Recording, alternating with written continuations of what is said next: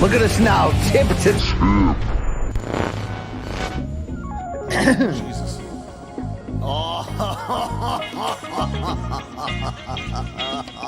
out to Morning Kombat. Do you want a margarita?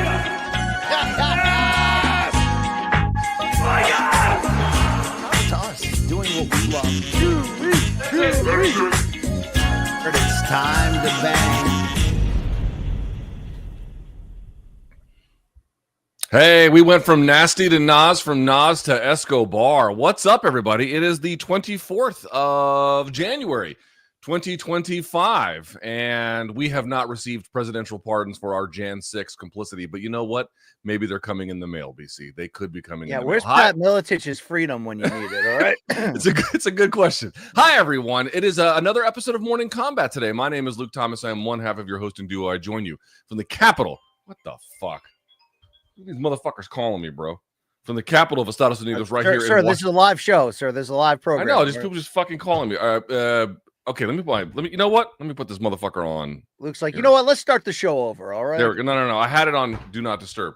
For some reason, my phone is now taking itself out of Do Not Disturb status, and I don't know why that is. But okay. I think it's every time Elon salutes the Nazis, your phone just gets messed with. You know what I mean?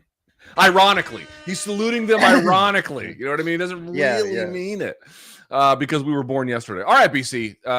This is my friend Brian Campbell. He is the king of Connecticut, and he is also the CEO of CTE. What's up, bro? Hey, I'm happy to be here because it's Friday. I know most of our listeners, maybe outside of Saul, on somewhere on a Louisville roof, ain't got shit to do, Luke. So we might as well get them fired the hell up for all things Cocaine Cowboys, BKFC, Conor McGregor, baby. And, you know, this fantastic Usman versus Paul Hughes fight on PFL Road to Dubai Bellator Championship Series Smart Cage. Thank you.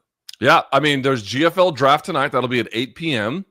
They've got an interesting team for that. They've got Al Wendling, shouts MK, former MK employee. No, all seriousness, Al Wendling is a hustler, and she's done great work over the years climbing the ladder. So shout out to her. She hustles for sure. So happy to see her. Obviously, former Showtime colleague of ours, your best friend, BC. Brendan Schaub is on that. Well, I'm not sure if it's a call. It's just a broadcast. I don't really know how it's going to work. Robin Black, Mike Goldberg, right? Mike Goldberg, Robin Black, and I think Caroline Pierce might be on it as well. You think Papa can get drafted and work the show at the same time? I mean, bro, considering that they just signed Dylan fucking Dennis, I know it's like how did we not get GFL contracts? Is really what I'm wondering. What are they going to do? Point fight Schaub? You know what I mean? He could take these guys down. I think they might be surprised in that heavyweight division. Who do you got? Schaub heads up against Robelis Despaigne. I might go with the double leg on that one. Yeah, I would have to go the double leg on that one too. Although I don't know if Brendan's got him in him anymore. But then BC, and you did interviews with both of these guys on the Brian Campbell Experience. Oh yeah, I got to tell you, people shitting on this fight for tomorrow, you're just wrong. You're just wrong. Yeah, you're on the outside looking in. This thing's on fire. All this right? is one of the best lightweight fights that can be made outside of the UFC. It involves an undefeated Nurmagomedov against one of the best rising stars in all of Europe.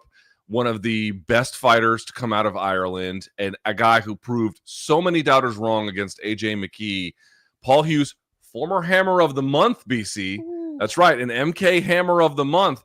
I love this fight. Now, the card itself is kind of basura, but the main and co-main, pretty good. Hey, we got Timothy Johnson's back, baby. All right, yeah.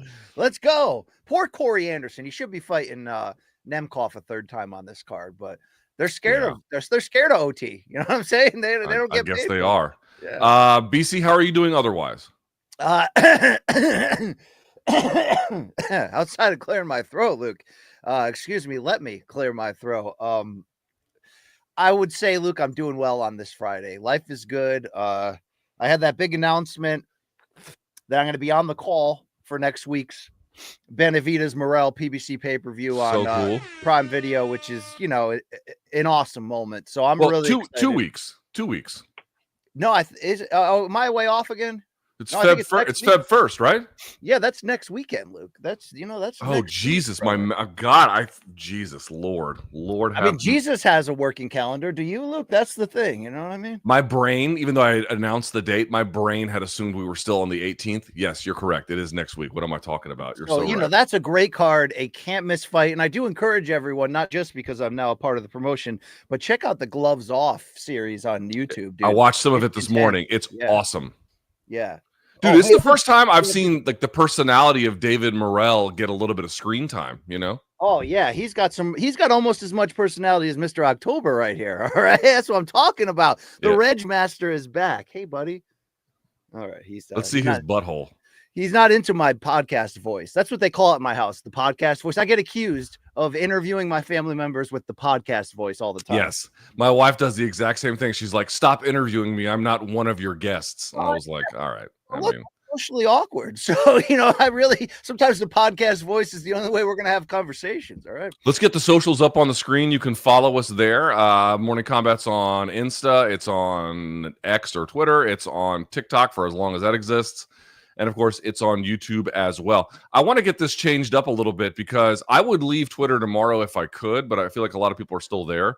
But you can catch me for the most of what I want to say on Blue Sky.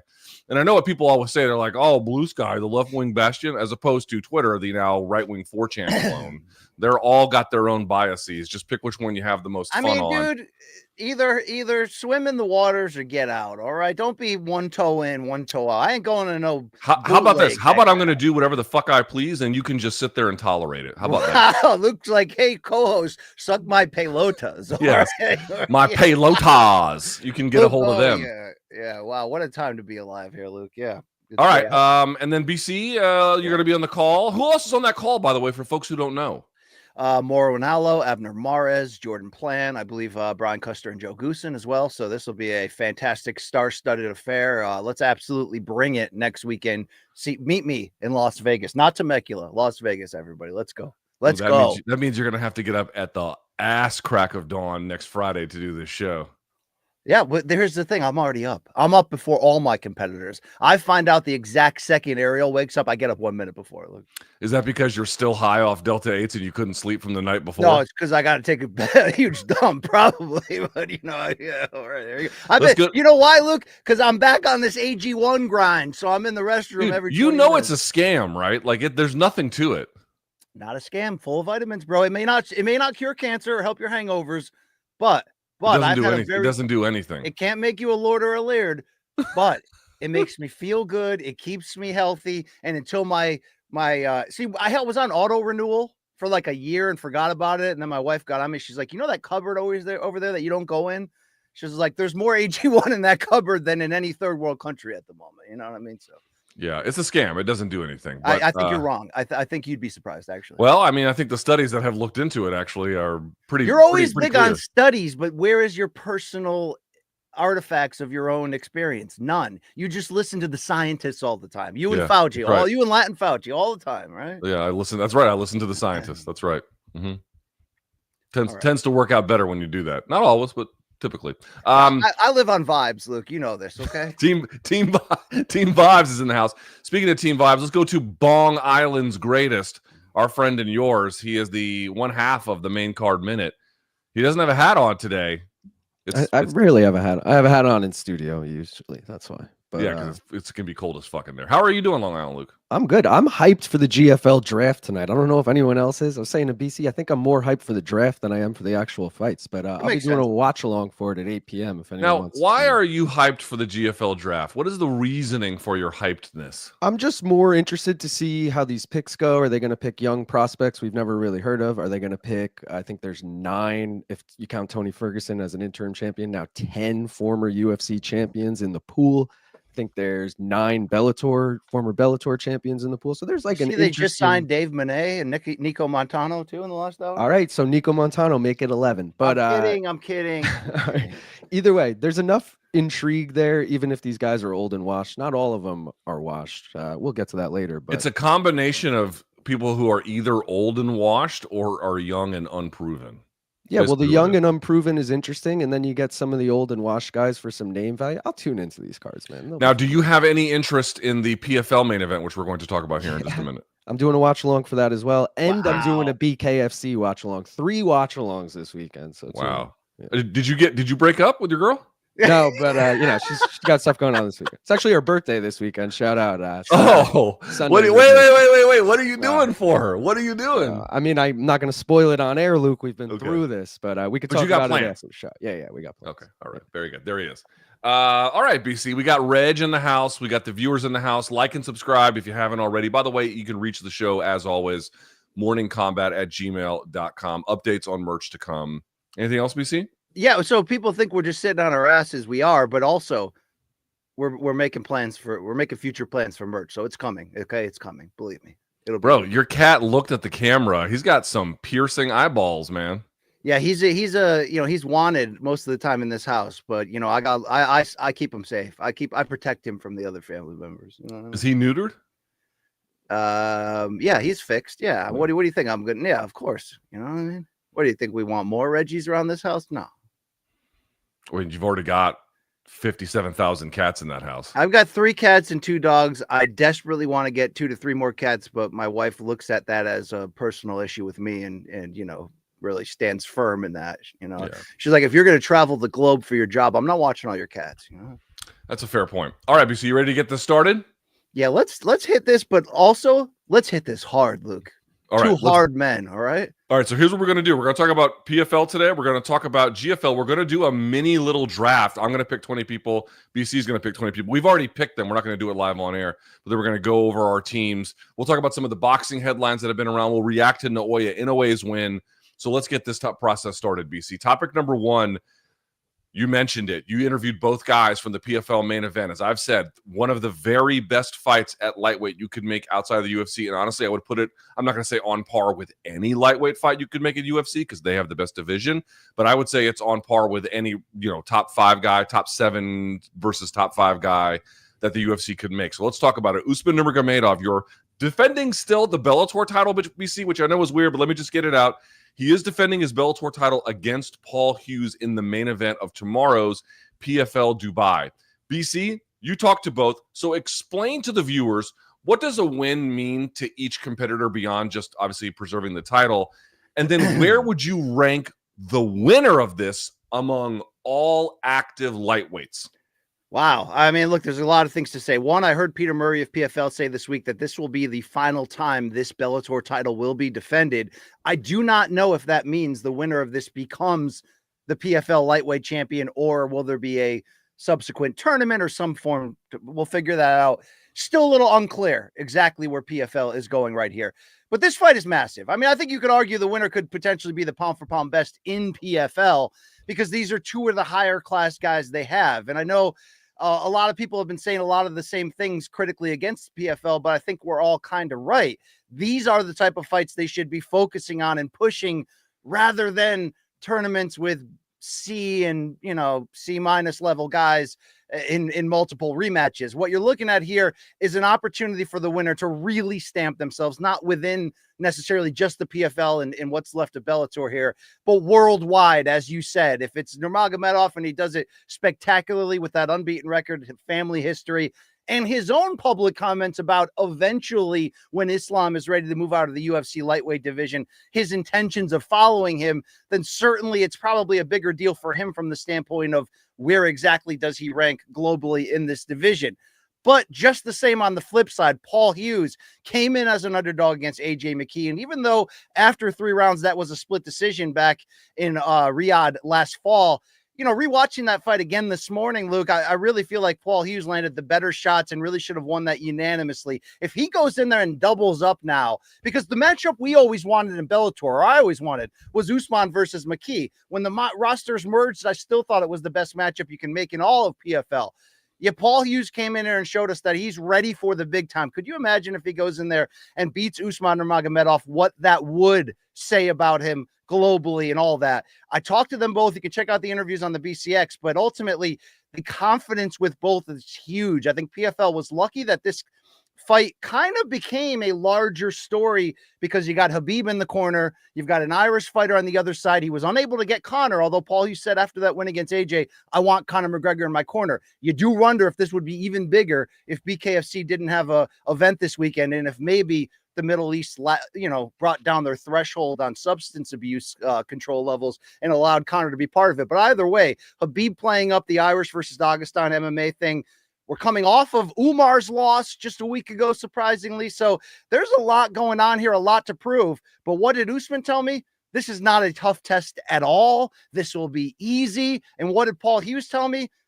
I won't walk out of this cage unless I do after Usman is laying there unconscious. So you have two absolutely confident, absolutely jacked up fighters literally looking to make their name in what will probably be the biggest and toughest fight of their career. Now, Usman quibbles with that. He says, no, Hughes does nothing. Chablis last time. Now, that was a tough test. But Luke, I think he's going to be surprised in the end. I'm not saying I'm outright picking an upset here, but Paul Hughes is here. He's got defense, confidence, power, wrestling, a very good top game. This is a real fight. But I do want to spin it back to you about the odds. You have Usman Nurmagomedov at 19-0 as basically a 7-1 favorite against nearly the 5-1 underdog Hughes. That is something I don't fully get at this point, because I speak of Usman's greatness as much as anyone else, but you got to recognize that he's got a real hungry live body across from him. 7-1. That is way, way more. I don't have any issue with Usman Nurmagomedov being the favorite, even perhaps by some distance. He is the more accomplished between the two. I think he's proven a little bit more to this point between the two. But I find that very, very, that's surprising to me. Actually, you know what, Long Island Luke, you're a DGen. Are you surprised by those odds, and have you taken any Paul Hughes action as a consequence? I'm not surprised at the odds. Sorry, I got my cat crawling all over me. I haven't taken any action on it yet, but I will say Paul Hughes with the spread on DraftKings plus 9.5. So you just need him to win one round on all the judges' scorecards. Minus 125 for that. I like that a lot. That's Wow. I'll take that. Also, he has to win one round out of 5 on all 3 judges' scorecards. Exactly, but it has to go the distance. I mean, he has to not get finished too. Right. I understand. Also the under, I'm not a big under guy, but the under 4.5 at plus 180. Both of these guys mostly finish their fights. I think that's worth throwing a sprinkle on. Other than that, not much value on Usman. Sure, if you want to sprinkle on Paul Hughes, but you're probably throwing your money away at that point. All right, fair enough. Appreciate it. Hey, LT, yeah. I'm sorry. I just wanted to jump in. Having just rewatched the McKee fight, I can't believe Paul Hughes is this good. How shocked were you that he proved in that fight that he's not just at that level, but maybe even above it? I was one of those ones where I was like, okay, if McKee wins, that's not necessarily all that surprising. McKee, again, had proven a lot up to that point, relatively speaking.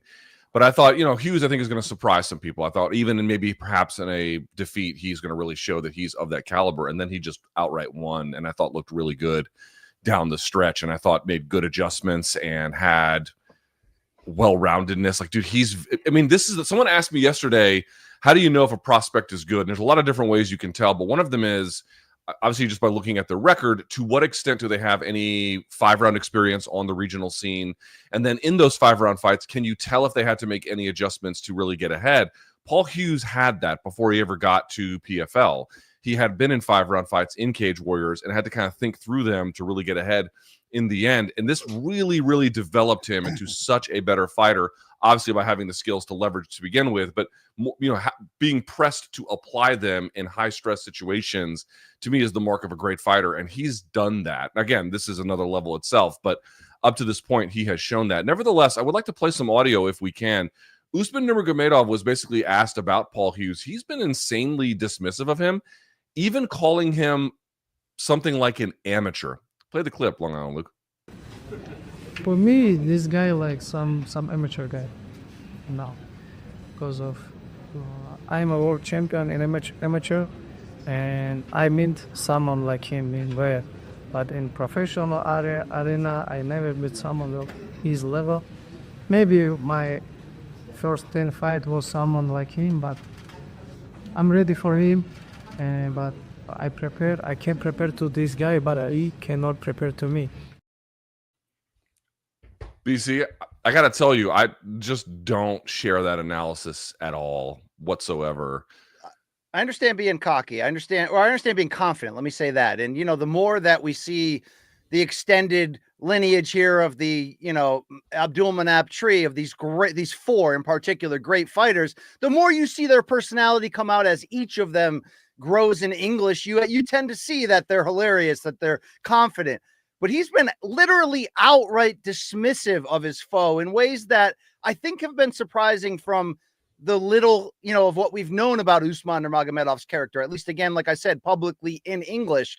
Luke, what do you make of that? Is it just to hype himself up to constantly push Irish MMA back? Because even though Conor's not going to be there, and even though it isn't, Khabib versus Conor part 2, that's still kind of lingering in the mist, right? Do you think it's just sort of like, well, F this Irish guy, the McGregor war's still on, he ain't nothing. Let's let the world know. Or are they really overlooking what he brings? Because I can understand if you watch the tape and you go, okay, Paul Hughes is not spectacular, but Luke, he is solid, fundamental, patient, defense. Like he's got the intangibles, he's got the foundation in basically every category. And if you talk to him, he's got the real confidence, the real will inside of there.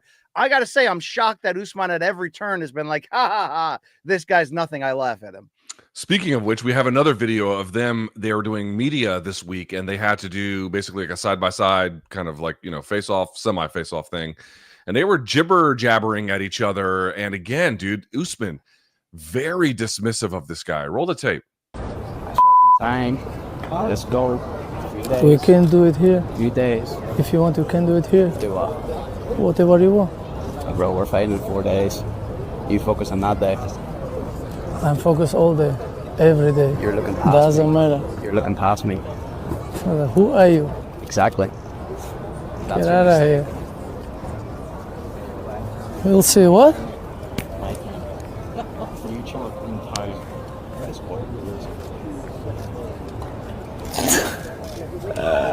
That's your mistake. Hello. I'm telling you, listen, if Usman goes in there and just runs over him, you'll be like, okay, well, that's what the Nurmagomedovs typically do.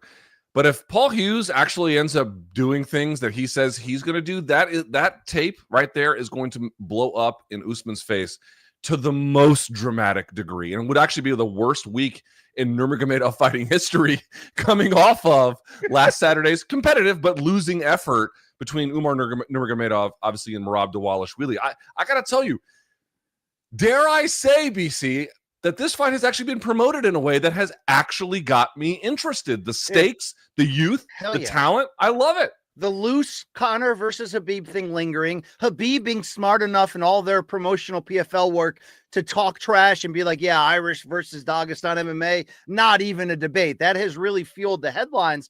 But I think these two fighters organically on their own, just by like being themselves right there, have made this fight pretty damn big. I mean, I really hope PFL gets it. This is the first of their new series in Dubai, right? They used to call it last year the Bellator Championship Series. It was sometimes on the Max app. This fight will be on the Max app. They've now changed the branding twice in the last couple months, from PFL Road to Dubai to now whatever you're going to call it, doesn't matter. The whole point is, I hope the promotion realizes the true strengths that they do have. The strengths are not in the smart cage and the regular season tournament format that's been altered. The strengths are Dakota Ditcheva, Paul Hughes, Usman, Patchy Mix, all of these guys that, once again, we want to see a singular PFL title in each division to find out who's the best in-house in there. And maybe this is the right template here. I know they're still going to roll out the convoluted Grand Prix setup, which really doesn't guarantee the winner anything, right, outside of a purse. But this is the best of what PFL can bring, in my opinion. This fight deserves the small pockets of hype it's been getting, especially on the ground in Dubai. But Luke, tell me if I'm crazy here. I'm not comparing Paul Hughes to Merab and saying he's on that level. I got Merab number 4 pound for pound in the world, and he's riding a 12-fight win streak and just beat 5 former champion and great fighters in a row. But after seeing Umar look surprisingly human in a fight that he was a 3-1 favorite, do you think that cosmically we're all starting to go, maybe these guys are human? Maybe Paul Hughes is even liver of a dog in this fight, because we just saw last week of what could happen. That even though these great 4 fighters under Abdulmanap before last week had a 91-1 combined record, and I know Khabib's already retired and gone, but like it showed you what's possible. Do you think Paul Hughes has anything, whether it be intangibles, mindset, game plan, that can be kind of comparable, can look at the Merab fight and go, okay, I see what I have to do to try to make this as close as possible?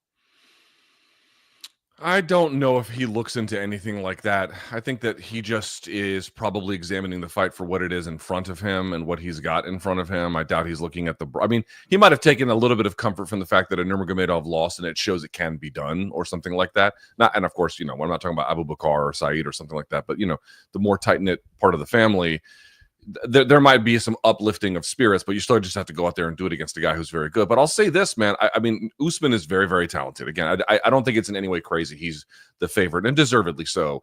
But rather, he can be at times risk adverse. I think at times I think if you can stuff takedowns on him, it's not to say that's an easy victory at that point. In fact, no one's been able to do it, but I think that definitely stifles him. He likes to mix it. He's a little bit more Islam Makhachev than he is Khabib, despite whatever his last name might say. And so I think if you can disrupt a little bit, but I would say even a little bit more risk averse. So if you can disrupt what's going on in the wrestling, that's a big F. But if you can do that, it really begins to change the game a little bit. I think Paul Hughes is up against it. This is certainly the toughest fight of his career. But the last fight was the toughest fight of his career, and he shined brighter than even I thought he could, and I thought he was going to come out of there looking great. I'll say this. Usman's probably your deserved favorite, but he's got his hands full tomorrow with this kid, and don't be surprised. Do not be surprised if Paul Hughes either A, wins or at a bare minimum pushes Usman in a way that really nobody else has up to this point, including, he's right, Usman's last opponent, Alexander Chablis, was very, very good. But I think Paul Hughes has a fire, a belief. I think he's good at taking the back. He's got good ground and pound. I think he's got pretty decent takedown defense. That's going to be a little bit of an issue for him. And I think he's got better pure boxing, although not quite as good kickboxing as Usman. This is a competitive-ass fight. At least it should be. And I really, really excited about what's going to happen tomorrow. So look, the most shocking part of the AJ McKee fight for me from Paul Hughes was his ability to crowd and pressure a very skilled fighter and have the defense to swivel and the creativity of his shots, meaning he doesn't do anything flashy, but there's a variety of uppercuts, hooks. Look, he was routinely hurting McKee, not just the jumping knee attempts, but the uppercuts. There was a lot going on there. If you put that same pressure on Usman, what happens? I think people put pressure on Usman and have some success. The problem is the challenge that Paul Hughes has is doing it in some kind of sustained way. You can pressure and win individual exchanges against him. You can pressure him and frustrate him, or at a bare minimum, make him very, very cautious or risk averse. It's just hard to do that for 25 minutes. Again, this is why I think Usman being the favorite is not some scandal by any stretch of the imagination.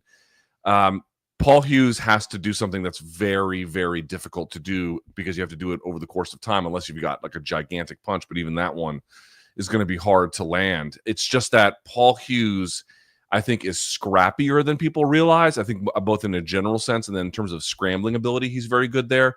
He's got infinite self-belief. And is Usman looking past Paul Hughes? That to me is the most interesting part, BC. I normally don't buy into I'm not suggesting that Usman didn't properly prepare. I suspect that he put in a very, very rigorous camp, if for no other reason than the people around him made him. But I don't think that was the issue. I think he had to. But if you don't take your opponent seriously or you at a bare minimum think he's only capable of that, and then they all of a sudden show up with this, that can be a very deflating and derailing event. I'm telling you, this is good matchmaking. This is what PFL needs to do. People, if you want to kill PFL for all of their bad decisions, and again, putting this in Dubai doesn't make the most amount of sense, other than that's just who their customer is, the government there. But in terms of making compelling fights, this is one of the best lightweight fights in MMA. Seriously, really non-UFC title edition. This is awesome stuff, and I really cannot wait. Now, Luke, we didn't get all the answers from the second Mike Heck MMA Fighting Town Hall with Don Davis about PFL's future. We did see a better handling of the PR message, but still some holes. There's still some convoluted elements. There's still too much going on. Do you think the promotion is smart enough to realize that the winner of this should be instantly branded the PFL lightweight champion and should be ultimately prioritized in how they match moving forward in trying to tell the world that we might have the best lightweight in the world? And again, Yes. even if you don't, if you're close enough and you're in the conversation, that's the win. That's why I would never get mad if Scott Coker in the Bellator days would be like, well, I think in this particular division where we're having this Grand Prix, we've got more depth and top 10 talent than the UFC. Or I think our champion would fit in well in any other organization's, title picture. Because these are the type of fighters, Patchy Mix included, in my opinion, that they really need to push to the forefront and say, we have some of the best young fighters on the planet right now. If they don't, then guess what? Usman's going to be in the UFC on day one of his eligibility. Yeah, exactly. I think that's totally right. And again, if Paul Hughes wins, dude, if you have a guy on your roster that can upset a championship undefeated Nurmagomedov who's sub 30 years old, you better scream that from the rooftops. And remember how Paul Hughes ended up signing with PFL. He'd finished his contract, I believe, or was at the end of whatever he was at with Cage Warriors. And he could have easily gone to UFC. He could have easily gone to almost any suitor he'd wanted. And he chose PFL for what they were offering him. So if you have a guy who at a critical juncture in his career chooses your promotion over the monopoly behemoth, and then upsets the apple cart along the way, beating top Bellator talent and AJ McKee, and again in this assumed scenario, Usman freaking Nurmagomedov, dude. They use the tournament to build out what Dakota Ditcheva has become. If you can get a guy to develop in your roster with all those things I mentioned, and you didn't even have to use the tournament to get there, scream that as loud as you possibly can, because that is special by any measurement. No question about it. Again, this is a presumed scenario, which we may not even get to. Right. But in the event that one materializes, BC, they would be fools not to tell the world, because that would be a legitimate PFL. I mean, it's Paul Hughes' accomplishment, but in terms of the responsibility in this juncture and the recruitment policy that they would have, that would be a major win for them too. As a promotion, I think telling everyone about that is critical. Now, I would love to tell them, Luke, you got to prioritize when you're on the up. When you're on the come up trying to compete, you have to prioritize fighters over brand, over structure, over foundation. I don't want to hear any more about your tournaments. I want to hear about your best fighters that can compete anywhere else on the globe. All right, fair enough. BC, very quickly with this co-main event, you got Vadim Nemkov going back to heavyweight, taking on Timothy Johnson. This was initially reported as going to be the third fight between Vadim Nemkov and Corey Anderson. Vadim was like, I didn't even fucking agree to this fight. And so that one fell apart, and they subbed in Timothy Johnson. It's going to be at heavyweight. Okay. BC, is the real purpose of this fight to set up Vadim Nemkov as who Francis Ngannou will compete with when he gets to MMA later at the end of the year? Yes, that's the only way that this whole scenario makes sense. Nemkov showing almost no interest, depending on, I mean, it's he said on opposite sides, but when you hear from Team Anderson, they say that it was ultimately Nemkov who said, no, I quote, want an easier fight. So in theory, he's going to get that, even though obviously it would have been a light heavyweight, Anderson moving up to heavyweight. So we would have had to see how he would swim in that regard. Johnson is a veteran, battle tested, but we know his limitations. But Luke, if this is the case, it is the right move. They pretty much figure out, if you listen to Don Davis's words, that they're going to get Francis like last year one time in the MMA cage. He still has a lot of boxing interest. So they have to prioritize that opportunity and decision and prop somebody up who can do some things. With Nemkov, the Fedor connection, former Bellator light heavyweight champion, if he goes in there on a pretty decently big stage for them here, and wins spectacularly, or at least looks like an absolute solid heavyweight as he looks to rebrand himself in this division, it would be the right move to go, okay, smaller than Ngannou, but skilled, proven. Look what he just did to Johnson. Yeah, let's do this thing. I applaud this, Luke. This is the way to go. But if not, the hell are we doing here, PFL? Right? What are we doing here? Let's hope, Luke. They're doing a heavyweight tournament this season. I wonder if there is you know, how that's going to play out. I mean, that's probably just backup, right? Like whoever wins that, if they end up being exciting, if it's not Nemkov, it could be that person or whatever. But either one of those, like Francis Ngannou versus Vadim Nemkov, I actually don't hate that fight, but it just doesn't have any promotional sizzle. And I don't even know what to say about who would be the tournament champion. I don't know. You know, it's impossible. I mean, would you rather see like Maheta against Ngannou at the end of the day? He's on the GFL roster. I'm actually, if you don't have him drafted in your team, I'd actually be surprised since you want to bang him, Big Bang Zang style. No Diddy. No, I don't. Right. I don't want to, but yeah. Thank you. All right, BC, let's do this. Topic number 2. The GFL draft is today. Yes, the Global Fight League. I don't know how long they're going to be around. They might have a draft, and then that's it. They might not even have any event whatsoever. But they're here, ladies and gentlemen, and they're ready to rock. Now, let's put this graphic on the screen as just a favor to them. No. Yeah, yes, there it is. Today is the GFL draft. It's at 8 p.m. As we mentioned, you've got Mike Goldberg, Robin Black, Caroline Pierce, Al Wendling, and Brendan Schaub on your, I'm guessing, desk or broadcast or however they're doing it.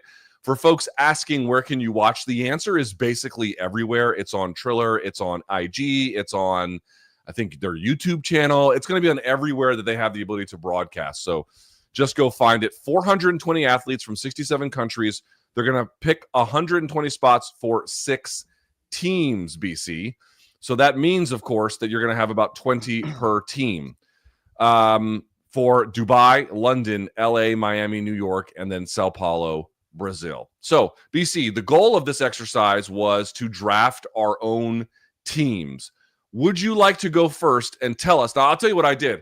I went weight class by weight class, picking one, and then I went over, and then I picked a couple of extra ones, kind of all the way down. So I have, I think, between the men's divisions and the women's divisions, some of them on my roster have 3, but most have 2. Okay, Luke. I went in the heavyweight division. Junior Dos Santos. Got a little bit left. Robelis, Despaigne. Hey, let's build around this. No, did you really? It's the right move. You got somebody that's young, that's fun to watch. Yeah, he's got holes. He got dropped by the UFC, but let's rebuild him the right way against absolute scrubs. What is he going to do against anyone taking him down? Well, Luke, what's going to be the true quality of the opposition he's going to face in this league? Let's answer that, okay? That's true. Let's go at light heavyweight with a floater and Thiago Santos Maheta, who can go between divisions, and Yoel Romero, Luke, because you certainly need attractions. Middleweight, I'm going Gegard, or middleweight light heavyweight window, going Gegard Mousasi, Luke Rockhold, and I'm going to go Douglas Lima, Luke. That's what I'm going to do right You're there. picking like the worst names imaginable. I got Neiman Gracie at welterweight. Okay, I'm fine with that. At lightweight, I got a mixture of old and new with Benson Henderson, Damir Ismagulov, Kevin Lee, Dylan Dennis, Tofik Mosayev. Dude, you picked Dylan fucking Dennis? You need attractions here. You gotta have a mix, Luke. Okay. You gotta have a team that people want to tune into, but also that might win. Okay. Let's go. Ray Borg, Jimmy Rivera, Darian Caldwell in the lower weight classes. Okay. And then I got 4 from the women's side. Give me Arlene Blenko, Luke, because she can still anger bring it. fist. Yeah. She can still bring it at 40. Give me Aspen Ladd, Maria Agopova, because I really like to see her stay employed and have a house over her head, Luke. That's true. And you got to go Paige Van Zandt. You got to take the biggest brands available to you. So I got a mix of old, new, bad. No, you just have old. You don't have almost any new. You have just old. Okay, Luke, go ahead. Bring me some guys I never heard of, and we'll see who wants to watch who's first. Well, it's not. I mean, I'm not trying to sell ratings. I'm trying to win the event. Are we not? Like, what's the goal here? The goal is to actually have a first event if you're this promotion, Luke. Okay, so they gotta draft tonight at 8 Eastern. Let's see. But all right. First of all, let me tell you what my strategy was. My strategy was I did not want to discount old names in every case, but I wanted to go youthful. My goal was, I think you're going to get much further. Like, just look at PFL. Like, who's going to be better? Some old UFC washout, or like, you know, when Hausman Fio had his run, or whatever the case. Like, it's always these names. Like, I watched the Bellator tournament when it was under the Bjorn Rebney era, and then to the extent you watch PFL tournaments, yes, sometimes these old faded names from another organization can do well. That can happen. I think they signed Shoeface, by the way. If someone wanted to have Shoeface on their roster, I wouldn't really have a problem with that at all. But in general, youth is just going to be better, even if they're unheralded or to an extent relative to the aging fighters if they're untested in the same way. But so here's the way I went. Now, let me be clear. I did not like a lot of my choices at heavyweight. In fact, I hated them. But this is the best I could do. And I think these two are probably ones that I think could get some wins. So my two choices at heavyweight, BC, Felipe Lins, who I grant is flawed, but I think it's still a little bit more on the youthful side. And how about this? Canada's lumberjack, Tanner Bosser. Now, he hasn't fought since being released from UFC, but I actually thought he was a pretty good fighter. I thought he was, had a good attitude. He was tough. He was, again, I think he's only 33 years old. So give me Felipe Lins and Tanner Bosser on my heavyweight roster.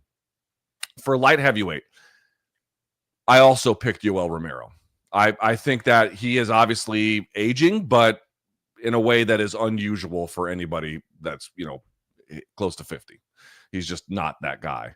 The other name I picked at light heavyweight, BC, your countryman, Julius Anglickas. I forget how you pronounce it. He got cut from my draft roster. Now, why did you cut him?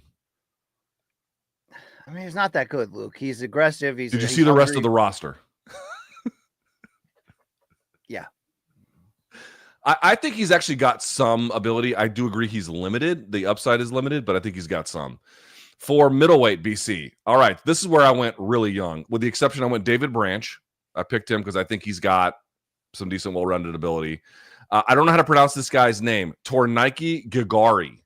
A donk I picked out who I believe has an Italian name, but I don't think he's of Italian nationality. He's got, I think, just one loss on his record. I looked up some of his stuff he was doing. He looks to me like promising upstart. I think like an 8-1 record. I think that's the kind of guy I want to pick going forward. All right. At welterweight, I also picked Neiman Gracie. I think it's a good name to pick. I think he's still got a lot of fight left in him. I did go with Renan Oliveira, who doesn't have, I think, a pretty respectable record, I should say. And then one of the names I took a flyer on, Magomed Kabardiev. One of these donks, I think he's either 10-0 or 10-1, undefeated, like 27, 28 years old. No, 29 years old, I believe. He looked to me like he could be something interesting. At lightweight, BC, I agree with you. Damir Ismagulov, to me, still has a ton of ability. Yeah. That's a great name to pick up. I also picked up a name I did not know much about, taking a flyer, not looked at a lot of tape on him, Magomed Akayev, undefeated. Always bet on the guy with the name Magomed somewhere in his name, all right? Yeah, also undefeated. I mean, what do you want me to say, right? Like, he's good. How about this one? This pick I like out of featherweight. I don't know how to pronounce his last name correctly. Canadian guy, I think just 30 years old, just won a title fight on the regional scene in a 5-round contest, but finished him in the 4th or 5th round. Jamie Sarai. Jamie Sarai, a Canadian prospect. He looks pretty good. He has put together a nice win streak and has good regional experience, not too old. I like what I see out of him. At bantamweight, I also picked Darian Caldwell because he is limited, but in that one narrow range of skills, he's obviously very, very good. I took a flyer on a Peruvian kid, 26 years old, Omar Arteaga, out of as mentioned, out of Peru. He's got one loss, and his competition schedule is not that great, but he looks like a powerhouse. And then Said Yakub, I'm going to pronounce his last name wrong, Kakarmanov. He was in UFC. He went 2-1. He had one loss, and then they cut him.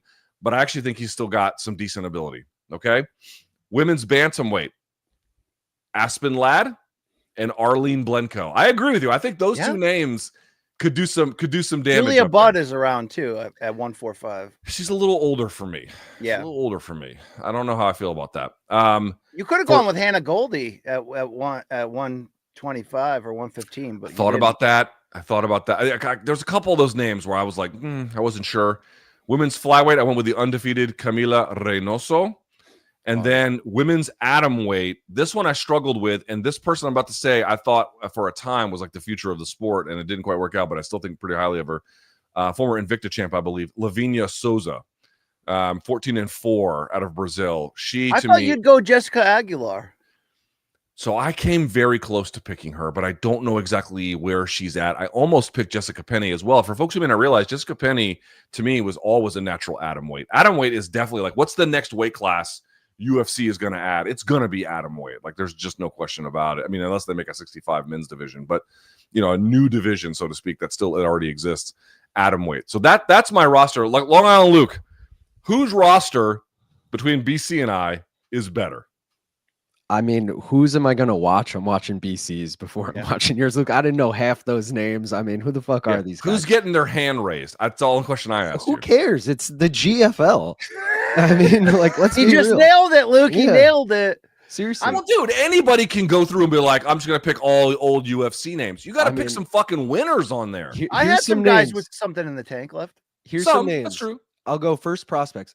Tattoo on Titi, Kai Kamaka. Just turned 30 years old. He's I know. I won thought 5 of about his picking him last up 6. too. I thought about picking him up too. This one might be controversial. Mateus Nicolau. He has lost 3 in a row, but they were all to top 10 UFC flyweights. Like, it's true. He's going to be fighting scrubs here. He probably get some wins. But also up a weight class. True. And then I went name value. I'm just going to rattle off these names here. Tony Ferguson, Gegard Mousasi, Luke Rockhold, Anthony Pettis, Jeremy Stevens, Kevin Lee, Aspen Ladd, Paige Van Zandt, Alima Leigh McFarlane, and Corey McKenna. They had Elima Leigh, BC. Yes. They had Elima Leigh. This must be a misprint. Correct me if I'm wrong. They had her in the atomweight section. Dude, so their website has changed a lot the last few days. And like 3 days ago, they had 4 women's divisions. They had featherweight, bantamweight, flyweight, strawweight. Now just 3? Sorry, no flyweight, strawweight, atomweight. Now they nixed flyweight. They nixed bantamweight. I don't know what the hell they're doing. I've got a feeling that they don't have it all ironed out right now. Yeah, like, I just got a feeling by that. Yeah. I mean, look, did you LT? Did you watch Darren Owen with Mike Hall in the latest MMA Fighting Town Hall series? I'm interested to hear if you thought. No, I did not see that. Okay, I mean, he came across fairly. You know what I mean? Like, it didn't impress me to believe that the league has long-term life. So I want to ask you. Like, who do you literally believe will be the top 3 or 4 picks? Do you think all of these franchises will look at the lay of the land and go, okay, let's get the most popular fighter names with the biggest? I think some of them are definitely going to do that, but I think the smart ones are going to pick. Again, I do think the Neiman Gracies, Yoel Romeros, there's some guys out there who are, not the most youthful, especially in Yoel's case, that I definitely still think can get the job done. I mentioned they added Shoeface. I think that's pretty critical as well. But, if you're drafting like Tony Ferguson, I don't know what to tell you. Like, there's a lot of guys who don't have names on these rosters who are going to do well. They're going to do better than them. And you'd be a fool not to pick them up. Like the Jamie Sarai. I mean, maybe he does well, maybe he doesn't. But like, he looks to me like he's got much more of the ingredients for success than so many of these other ones that are on the roster, but he's unheralded and people don't know. It's going to be a function of like what kind of scouting these guys did and how seriously they take the job. But like, if they're just like, hey, let's just pick up Luke Rockhold, let's just pick up, whoever who's got a name and then just say that's going to be enough. Well, then, you're going to get the results you're going to get. I want to tell you quickly what I didn't love about Owen's visit on there was that he admitted that they had no idea Wanderlei Silva was A, so washed, or B, part of the lawsuit claiming such heavy CTE that he said, well, once we found out, we shifted him to team manager. It's like, okay, red flag there. You obviously have the other red flag of the other organizations like Octagon MMA saying you've got people on your draft list that are under contract to us. But when Mike Heck really pushed him on why the team format, IFL did it a long time ago. PFL tried something different, but they even changed. I didn't love his response of how many other MMA organizations have come and gone trying to mimic the UFC's same structure. I don't think that point is well taken. I think the counter question to that is how many people have tried something completely wackadoo like this and equally had 0 success. I'm wondering, Luke, when we talk about either PFL, GFL, or any competitor to the UFC who is desperate to have their niche, to give you a reason to tune into them because they're different. Unfortunately, all these kickoff leagues want to make the structure different in ways that are just kind of like, hey, good idea, but it doesn't really improve on why we're here, which is to see the best of who you have face the best. Do you think they should try to alter the rule set or you know what I mean? Maybe because you have so many older fighters, a smaller cage with shorter minute rounds. I mean, is there anything you think they can do, not to the season or team structure to stand out, but maybe in terms of the rule set that can make this a little bit of like a quasi ECW XFL where you're like, okay, this ain't UFC level, but this is really fun. I got to tune in the next time. I think it's going to take a little while for people to really accept the fact that the UFC is going like this while the rest of the industry is going like this. And people think that because the UFC is doing well, it must mean that MMA is doing well. And I would actually tell you it's the opposite. Again, I'm going to keep making this point. Do people think that Oscar De La Hoya makes money as a promoter because he's super awesome at it? He is not super awesome at it. I don't think he's terrible at it, but he's not super awesome at it. He makes money at it because the nature of the regulatory framework allows other more than just one suitor in that industry to do what he is doing, to put on relevant boxing. He does put on relevant boxing, but he's not because he's some fucking promotional super genius. Far from it. The guy can barely put his pants on to make Instagram videos at this point. This is not some kind of marker of genius. It's the regulatory framework. And at some point, it's going to take a little while. One will have to go to business. PFL will have to go to business, and GFL probably is not lasting very long, for people to realize these companies are trying all of these crazy things because what really is eluding them is what they actually need, which is the ability to put on relevant MMA with relevant MMA fighters that the public understands as the most relevant. They are prevented from doing that. So they try all these other, games of like, oh, we're going to just filter it through this process and it's going to look this way, which is different. And we're going to have teams and blah, blah, blah. This is all a distraction that cannot work. And it's not to say that these people aren't hardworking. I'm not saying that they're bad people or they don't even, I'm not even suggesting, BC, that they don't believe what they're doing. They might actually believe in what they're doing, which is to an extent understandable. But there's this hardcore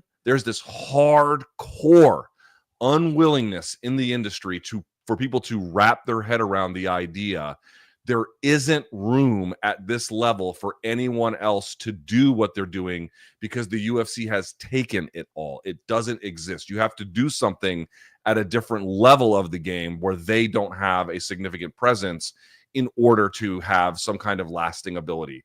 So let's just wait and see. The industry is going to have to keep doing this for it to dawn on people that, like, I mean, again, I'm going to say it one more time. Do people really believe that there are 5 people in Las Vegas in the entirety of the world who can effectively promote MMA to make money? I mean, you just have to be the most clueless person alive to think something like this. It is not that they are geniuses, although they are good at it. It is that the nature of the regulatory framework makes it virtually impossible to do anything else. And I beg people to look at boxing, who is full of people who are not necessarily, Bob Arum's pretty smart, Al Heyman's pretty smart. There's some smart, and Eddie Hearn, I have respect for what he does. But there's a lot of other promoters that make money over there who are not necessarily all that great. What might the difference be? Let's think about that. Well, Luke, I appreciate your answer, but I was wondering if you could answer my question. Do you think there's anything they should do with the actual rule set that could dramatically make them an attraction? I answered the question. Like, you can rearrange this shit in any way you want. What difference is it going to make if you're not putting on relevant MMA? One has done something interesting in the sense that they've just kind of changed the rules in a very, I would argue, forward-looking way with the way in which they judge, knees to the head of a grounded opponent. Like, they actually make their action look better. And they have signed some relevant MMA. Obviously, they had DJ, for a time, and some other ones, not just him, but some other ones as well. So, like, there's a little something to that, but I don't know how much they can build out from that. You look at their card today, 170. It's got some cool stuff on there. Please don't misunderstand me. But it's how much MMA is on there. Like 2 fights, like 2 MMA fights, I just think no one cares about the team structure at all. So should you instead... One exception to that. The big lesson, now I mean this quite sincerely, the big lesson from the IFL was the fans didn't care about the team structure. It turned out in the end, the fighters on the team actually really liked it. They really actually responded to it. So you might hear, after this whole thing is over or whatever, GFL fighters being like, you know what, I really liked competing on the Sao Paulo team, or, whatever. It's just the fans never got on board. I will say I did work last year with Team Kombat League, the boxing, team 1-round concept. And there was, especially in the playoffs, like you're saying, a lot of camaraderie, a lot of people really investing themselves in that from the fighter standpoint. I'm just wondering, Luke, if this is the time to do something a little bit crazier, like have less weight divisions, but have big gaps in the weight division so you can so it could be more easy to make kind of fun crossover matchups using names. You know what I mean? Maybe, like I said, play with the minutes per round structure, or play with the size of the cage, or something that you're like, okay, it's not super elite MMA, but it's 75% a senior league, and it's got, these cool, unique rules. That's the lane that I would hope somebody would go in, rather than we're just another MMA league who has a few names you recognize, but whatever. That's all that's left. Like what you know? I mean, what about an open weight tournament with all these names, Luke? Okay, but then you got to find the jurisdiction to put that in because they're not going to allow it, obviously, in the United States. That's another Texas, problem too. Florida, yeah, you can do it. Tai Chi Right. Palace, finally. Tachi freaking Palace. Yes, the Tachi. Dude, I'll tell you what. The Tachi Palace open weight MMA tourney. Winner gets $1 million. Yeah. Or just winner gets to have like gratuitous sex with Yuri and the two guys from his village, right? Just A year buffet at Tachi Palace. Please. I don't know, Luke. I'm gonna watch tonight, by the way, or probably watch it after the fact. But I mean, Goldie, Robin Black, Schaub, this is an interesting cocktail that they're putting together here, Luke. I actually texted Schaub this week and I was like, how much are they allotting for broadcast time? And he told me that they're shooting for 2 hours. And I'm like, bro, you're drafting 120 people. I don't know you're going to get that done in 2 hours. You know what I mean? Like, I don't know if that's draft the first round at length, and then they're like, here's the rest of our roster. Yeah, maybe it could be that. I guess it could be that. But anyway, that's what 8 p.m. 8 p.m. in the East, so 5 p.m. in the West. Be on the lookout for that. BC, speaking of PFL and their tournament system that, and then they used to have the playoffs and all that kind of stuff. Speaking of the playoffs, BC, the playoffs are back this week, but not the PFL playoffs. No. How about your NFL playoffs? Your Washington Commanders in the NFC title game for the first time since did the math incorrectly yesterday. First time since I was 10 years old, BC. First time since I was 10 years old.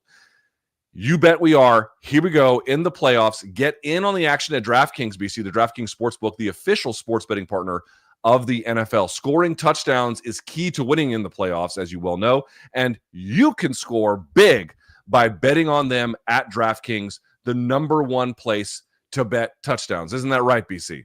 That is right. And you look at your Washington Commanders at the Philadelphia Eagles this weekend, you got that +6 spread on the underdog. Commanders could be interesting to go after. But Luke, the available lines and odds certainly may change as we get closer to this game, but the opportunity here to get in on the action is something that you can't miss. So if you are a new DraftKings customer and you're looking at not only the fights you can bet this weekend, but these championship games, which some people, the real football fans, will say this is the real Super Sunday in a lot of ways. Here's what we need you to do. New DraftKings customers can bet $5 to get $200 instant in bonus bets. All you have to do, download the DraftKings Sportsbook app, use our code Kombat, of course, with a K, and new customers, as you mentioned, put $5 down on any bet, get $200 in bonus bets instantly, only on the DraftKings Sportsbook, where, of course, the crown is yours. Now, remember, gambling problem, call 1-800-GAMBLER. In New York, call 877-8-HOPE-NY or text HOPE-NY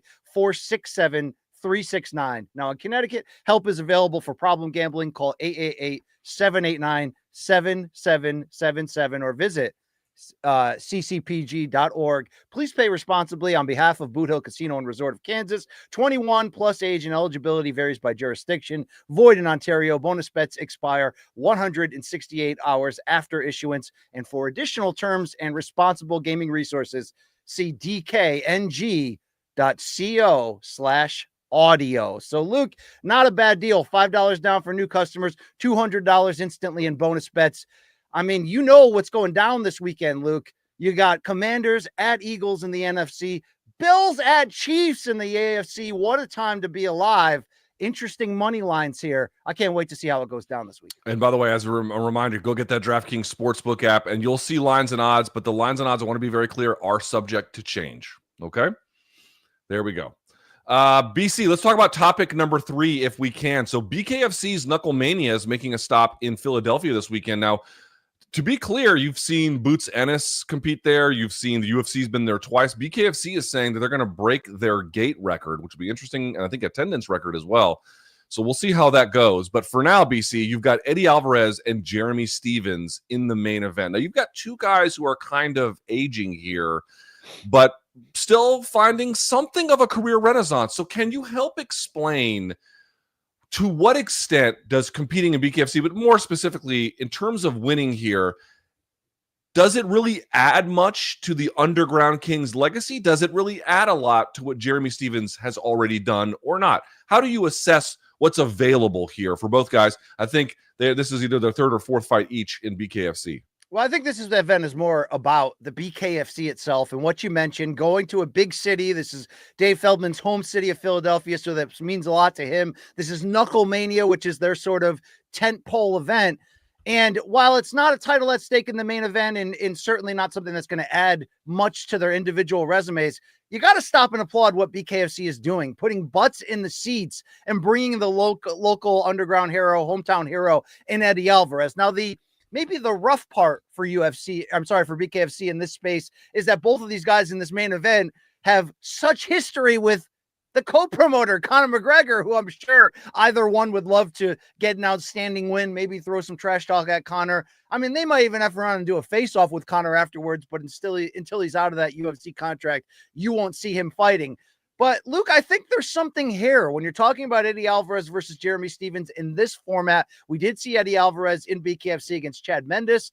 I like the heart. I like how he adapted to the rules. And we know Jeremy Stephens can bang and, for at least a time, was considered the hardest hitting 145er in the world, probably until Joe Pyfer showed up at the press conference and absolutely eviscerated him in honor of Eddie Alvarez. But I will say this, Luke, I watched the press conference.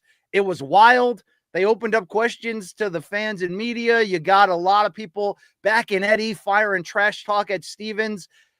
If this is BKFC's, one of their big close-up moments as they continue to build momentum, signing Conor and the good and bad that comes with that, the increased money that they're bringing in from an investor standpoint, this is a big deal for them. I mean, you gotta pick if it's for you. But Eddie Alvarez versus Jeremy Stephens, not a bad matchup in this format. Neither is some of the other fights on the card. So I don't think it's much for either of them. Obviously, if there's a money fight out there in near their weight classes and in this banner, under this banner, it's Mike Perry. Mike Perry in so many ways is still the face of BKFC at the moment. So does the winner of this one ultimately get in with him for a big one? Possibly, maybe. But don't forget, you got that BKFC tournament coming up for like $25 million. That's supposed to be huge. And I don't think Dave Feldman's going to be able to keep Conor McGregor out of getting inside on this, Luke, before, during, or after the fight, because Conor had such a ridiculous, massive presence the other day at the press conference that it adds to it. It distracts from it. It does a lot of things. But I think in totality, I like what BKFC's doing here. I never overly loved their actual fight product, but I love their presentation. I love how they kind of lean into parts of the cringe and make it fun. And this matchup, for whatever you think about it, it's going to deliver entertainment on Saturday. And I think the whole card's going to come over very well. To me, I find it sick that Conor just had the adjudication he had for his civil trial in Ireland. And everyone's like, hey, Conor, welcome back. Like there's no... I mean, not only is that the fight game, but is BKFC... before they have kind of built this momentum, what did I always call them? The bottom of the combat food chain. Yeah, you're right. You're right. I'm just saying it's gross as shit, but okay. He was there yesterday. BC, rate his sobriety. Let's take a look at the clip. Oh my God. Ladies and gentlemen, in 2024, he put his name and his money on Bare Knuckle Fighting Championship. Please welcome to the stage, the notorious Conor McGregor.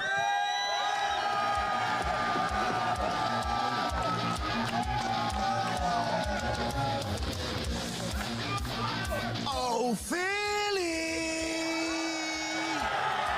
Sorry I'm late, I don't give a fuck. I'm the big boss around here. Philadelphia, what's up? I'm here to summon the gods of fighting to action. May they turn our combatants' knuckles to knives. And on Saturday night, may we all bleed in the honor of Philadelphia's rich fighting history. May we, as Bare Knuckle Fighting Championships organization, the alien of combat sport, rise above the night sky and rain down blows viciously and prove our worth against any deniers. May local boy and former UFC lightweight world champion, former Bellator world champion, shut this man up over here, Jeremy Stephens, who's coming in here into Philadelphia. He's coming in here into Philadelphia on this fighting, on this great sporting weekend and trying to take you out, Eddie. This is as big a fight as it gets with world title fight implications. Like I said, combatants, turn your knuckles to knives. Bleed in the honor of Philadelphia's rich fighting history and show the people what Bare Knuckle Fighting Championship is about. Let's go, Philadelphia. Let's go, Bare Knuckle Fighting Championship. David Feldman, Philadelphia native, has brought us back here, and I want every fighter on the card to know, and every fighter that's invited to this event to understand, you are the chosen ones. You are the fighters and the people that are going to bring this company up to the top where we deserve. So, David, congrats on the success. I'm honored to be here. Eddie, good luck, brother. This is a big one. I was around the length and breadth of Philadelphia bars last night, enjoying myself. I had a few Philly cheesesteaks. I gave a big shout out to the Eagles, a big game this weekend. So go Birds! Let's go! This is Philadelphia. This is a Philly type of weekend, baby. And we're kicking it off bare knuckle style. I will say this. Philly was the right choice for this event.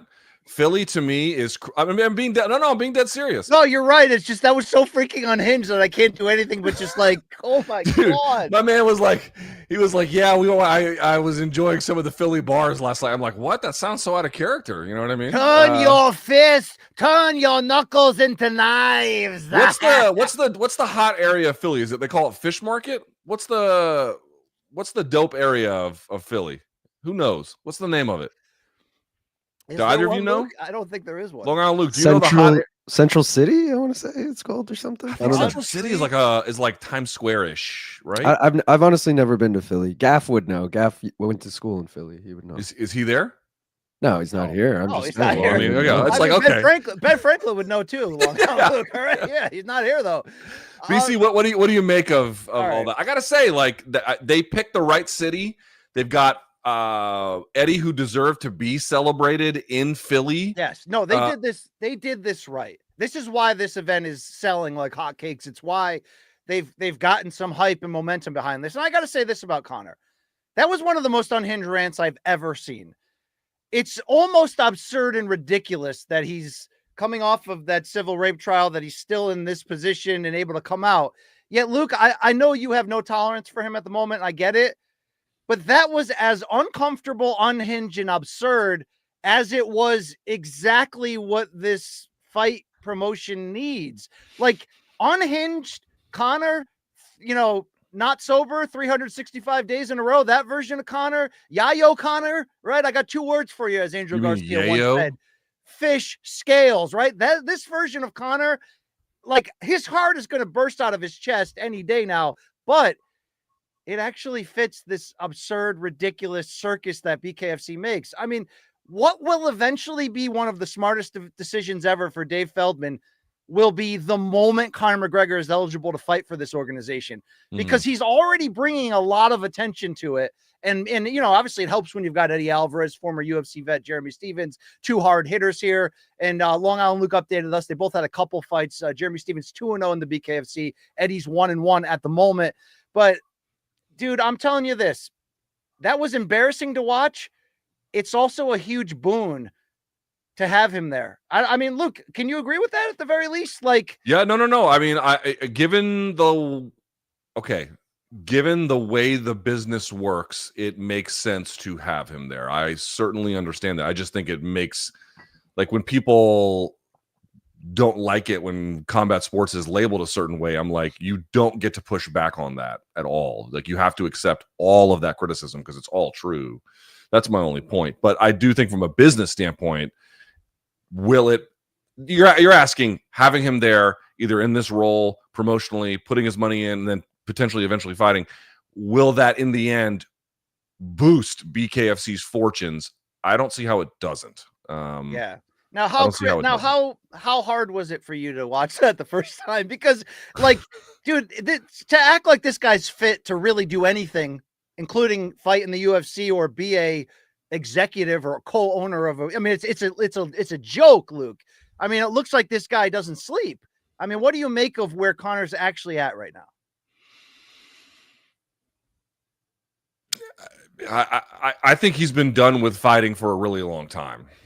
Which isn't to say he won't do it again. We've kind of been over this, but this is what I think he wants to do now. And this is where, like, all of his time is spent. So, like, Again, he probably will fight again, but like this seems to be like what he has a passion. I mean, seriously, like what does he have a passion for? It seems like he's got a passion for this.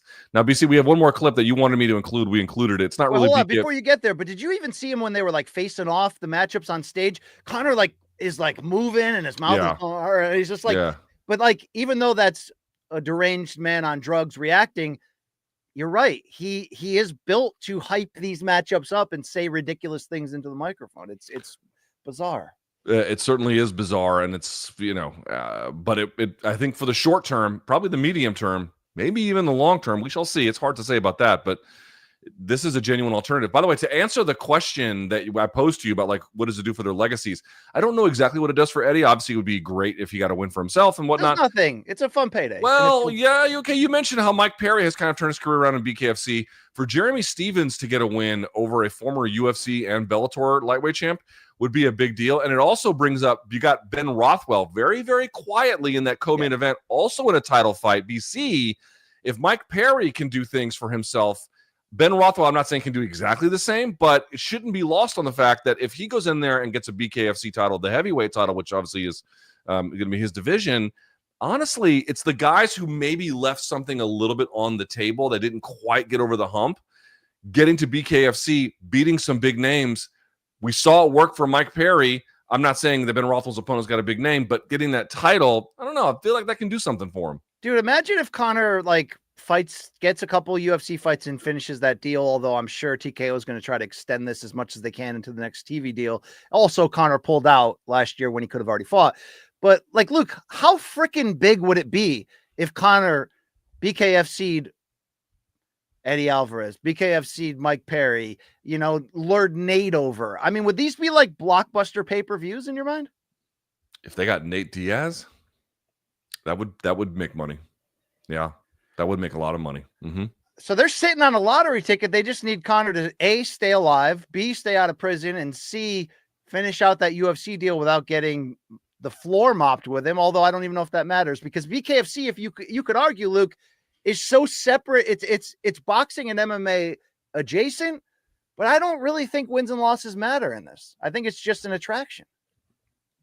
I think wins and losses can matter. I don't think it matters all that much relative to what we are accustomed, if that makes sense. Okay. By the way, you put the betting lines. Our friend Bong Island Luke says, I don't know if these are come from DK or not, but we've got Alvarez plus 125, Stevens at minus 155. Stevens, your favorite walking into this one. So for Eddie to get this as the underdog in Philly, he just opened up a new gym, by the way, I think called the Underground Kings Gym. It looked, from what I saw, it looked really nice. He had a Cybertruck that had his whole logo on the side of it and everything. Like, good for him. You know what I mean? Good for him that he got this opportunity. And again, I don't love BKFC per se. However, getting guys who are celebrated figures in the fight game, A-listers or A-sides at a bare minimum, getting them the opportunity to fight in their hometown doesn't happen nearly often enough in MMA, because the promotions have so much control. They have to go where they're. Why is Paul Hughes versus Usman Nurmagomedov in fucking Dubai? Because that's who their customer is, the government there. But that should be, if not in Dagestan, certainly in Dublin or something like that. You know what I mean? Yeah. Taking Eddie Alvarez, the Underground King of Philly, to Philly, and then putting all of this behind it, it works because this is a time-honored tradition of fight sports. Yeah. Like, that's what you're supposed to do, All right. Can we show this this other Conor video? This is the one you wanted in. Yeah, I do. I do want to talk about this. So you guys may have seen on Inauguration Day when Donald Trump took over the presidency that we had a wild cast of characters in the combat sports world show up. And to see the Paul brothers inside that van with Conor McGregor, and to see them act kind of cordial to each other and jokingly, but also half serious, was bizarre. But then to see that the Paul's mother recorded a lot of that and it was put out by Logan Paul on his YouTube channel, we actually got to see some inside stuff that we probably shouldn't have, including arguing about this fight, this boxing match in India that was proposed of Conor against one of the Paul brothers that we've now seen UFC and Dana White be like, no, we want nothing to do with this. Let's watch closely here, not only the back and forth, but what substances Conor may be on at 8 in the morning. It's all sweet here. It's all sweet here. Yeah. Well, you kept your mouth shut. You did. I thought we were going to get the fight down. You're very quiet. What did you think the best course of action was for that? You were giving all this Dana, that. You're in control with the WWE as well. But I don't be giving all this mega snip. I didn't hear the last 5 seconds. That was in the air for us. Yes, bring it home for me. It's 8 a.m. How? You can tell he's got a Zen. He put a Zen in his brain. This is the real deal, yeah? In front of you, you know that. You know that, bro. So look here, I will do it. He wouldn't do what? 190, 195? I'd do 190. He was sick. He was sick over it, yeah. He was sick. I'm sick.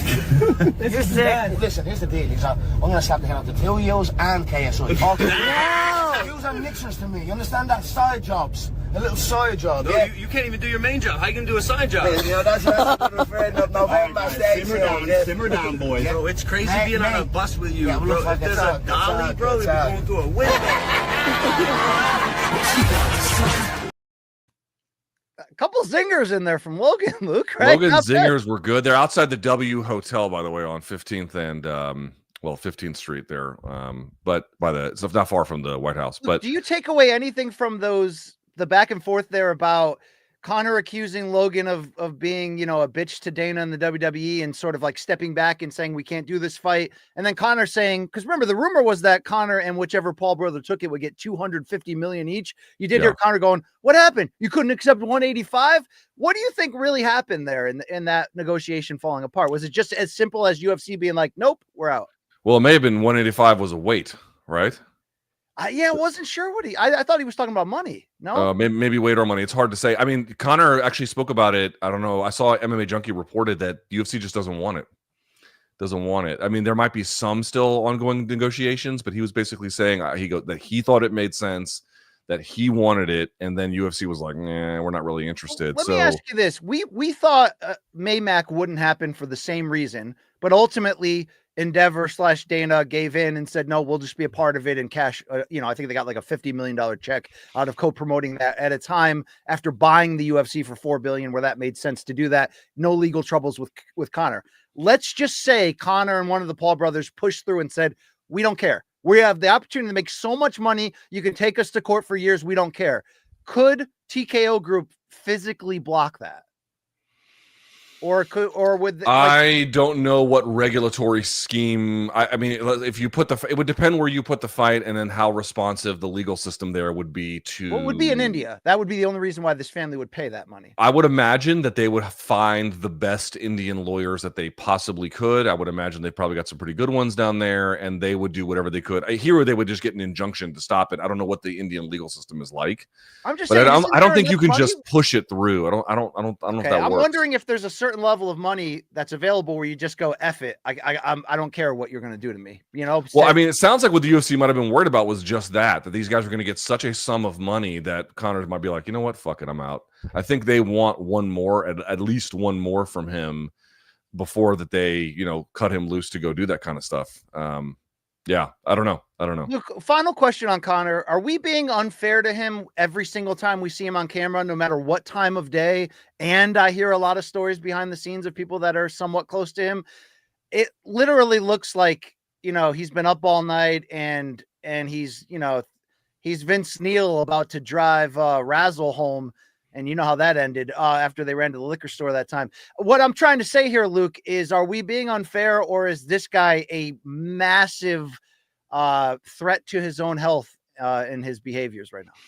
I think Conor McGregor's documented history and run-in with law enforcement or any other number of problems that you might have seen reported on, and the army of people who are willing to defend virtually anything that he does or presumed to have done, we're not too hard on him. But you're asking, like, do I know what his state was on that bus? I do not know. Do I know what his state was on that stage? I do not know. I do not know. Is he just a passionate man, Luke, or is this? Well, obviously part of it is like he's got some verve and he's got some, a willingness to kind of lean into that sort of thing.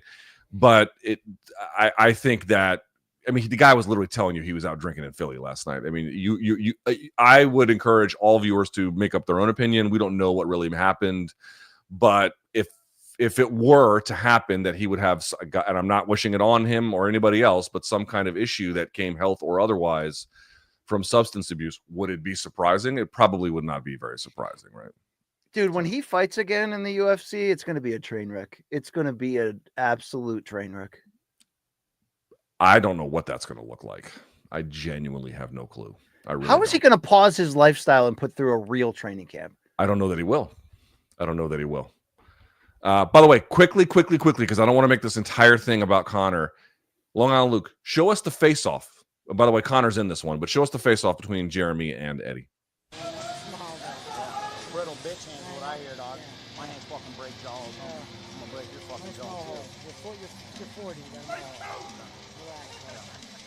It's in the wrong fucking spot. Bullshit, bud. You fucking know it. I promise you, you I trick. promise you. I Every fucking training session, every you fucking lost day way of your too life. much to become Bullshit. You lost way too Every much. day of your fucking You ain't life was never a waste beat of fucking no time. For champion. January 25th, You I'm never gonna been fucking a smash champion. you. You'll never beat a fucking champion. You're all ever. done, bud. You're all Ever. done. Too slow. Ever. Too slow, too stiff, bud.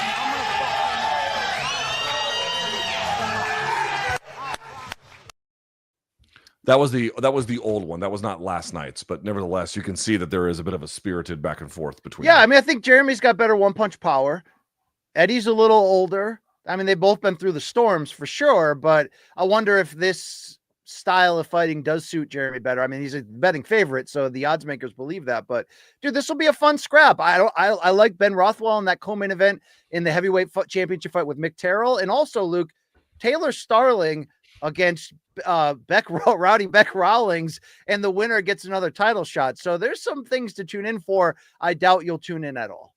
Let's go to topic number 4 if we can, BC. It was announced this week on the boxing side of things, the Ring magazine, and we don't know where. We don't know exactly when. We know it's scheduled, or at least targeted, I should say, for May of this year. But here's what they're going to have. And again, this is not Riyadh season. This is Ring magazine. So the difference, Riyadh season is a function of the sovereign wealth fund that comes from Saudi Arabia. Ring magazine is just Turkey's basically private thing, okay? They're going to stage a card headlined by, it's actually a triple header. Here we go. Ryan Garcia versus Rolly Romero, Devin Haney versus Jose Ramirez, and then at heavyweight, Martin Bocoli taking on F.A. Ajagba. BC, first question for you. 1, rate the card. Second of all, let's talk about this. Obviously, I realize that we've got a Haney and Garcia showdown that we're trying to set up. We'll get to that in just a second. Tell me about these fights. Skip the heavyweight one for just a second. How much of a threat is Rolly for Ryan? And what do you make of what Ramirez, who at one time was a very good fighter, what does he have left to give anything to Devin Haney? I love this card. And I get that people are like, oh, they already bait and switched because we thought it was going to be Ryan against Pitbull Cruz, who's coming back next weekend on the PBC pay-per-view card against Angel Fierro. And to Cruz's credit, he told Turkey, look, I don't want the build to my next fight next week to be all about Ryan Garcia. So he was unwilling to sign for a fight when he currently has one. So I respect that. I don't think Rolly is as much of a downgrade as people think, even though it certainly lowers the competitive angle. Look, this card, I'm going to give it a A-, Luke. And I know people may be crazy about that, but this will be the second Ring Magazine Series card because the first one will be that Conor Benn, Chris Eubank Jr. fight that's coming up in April in London. This will be, according to Turkey, in Times Square. They're going to try to see if they can pull off an outdoor fight, which to me, if this event is all about the spectacle of Ring Magazine, of Turkey bringing fights back to the States, which pushes back against the idea that the Saudi overlording of boxing is going to kill the American market. And it's about hyping toward a can't miss matchup, which is a pay-per-view rematch of Haney Garcia. I love it because there's intrigue, there's ridiculousness, there's craziness attached to this. And I think there's enough of a threat for both fighters. Now, I get that Haney and Garcia are both coming off year-long layoffs, and some people have said, hey, why don't they just fight each other?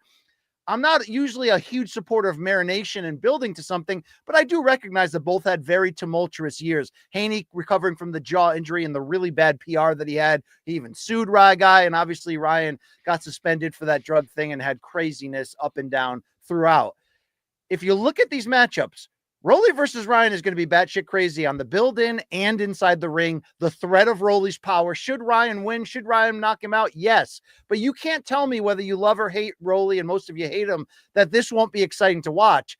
But I think the more intrigue is in that co-main event. Haney needs to get his mojo back in a big way. And even though Jose Ramirez is in the second half of his career, the former unified 140 champion, and even though he's never been a big one-punch puncher, he has a high motor, combinations, work ethic, gets inside on you, that this is a tough fight for Devin Haney. Devin Haney's going to have to dig in and remind us exactly who he used to be. This is the right matchup in my mindset to do that, where he's going to get a little bit of a push, but he should win. That heavyweight bout is going to be fun just the same. So, Luke, I have heard the groans or people that wanted Pitbull or people that want Haney Garcia 2 right now, but Turkey's trying to build to something. And let's not forget his actual plans, whether they come off or not just to have Garcia versus Haney 2 in the fall, but to have Boots versus Teo in the co-main after each have title unifications in their respective divisions over the next couple months. If everybody wins, we could be lining up for an insane doubleheader this fall, with the idea that the winner of Haney Garcia 2 and the winner, if we get to there, of Teofimo versus Boots, the winners and losers would fight each other in early 26. I'm not saying every part about this Turkey experience is perfect. I'm not saying this isn't set up to blow up in their faces if somebody pulls a big upset, but you have a plan. You have a roadmap. Luke, I'm getting pretty fired up for this. I'm not going to lie to you. And I know that, you might say, well, why don't they just put it in an arena? If it's all about spectacle and building anticipation, you put that shit in Times Square, where the last time we had anything was a Canelo versus Floyd press stop back in 2013. That was pretty damn cool, outdoors, right in the damn middle of Times Square. This is going to be big. This is going to be something really big. I'm here for it.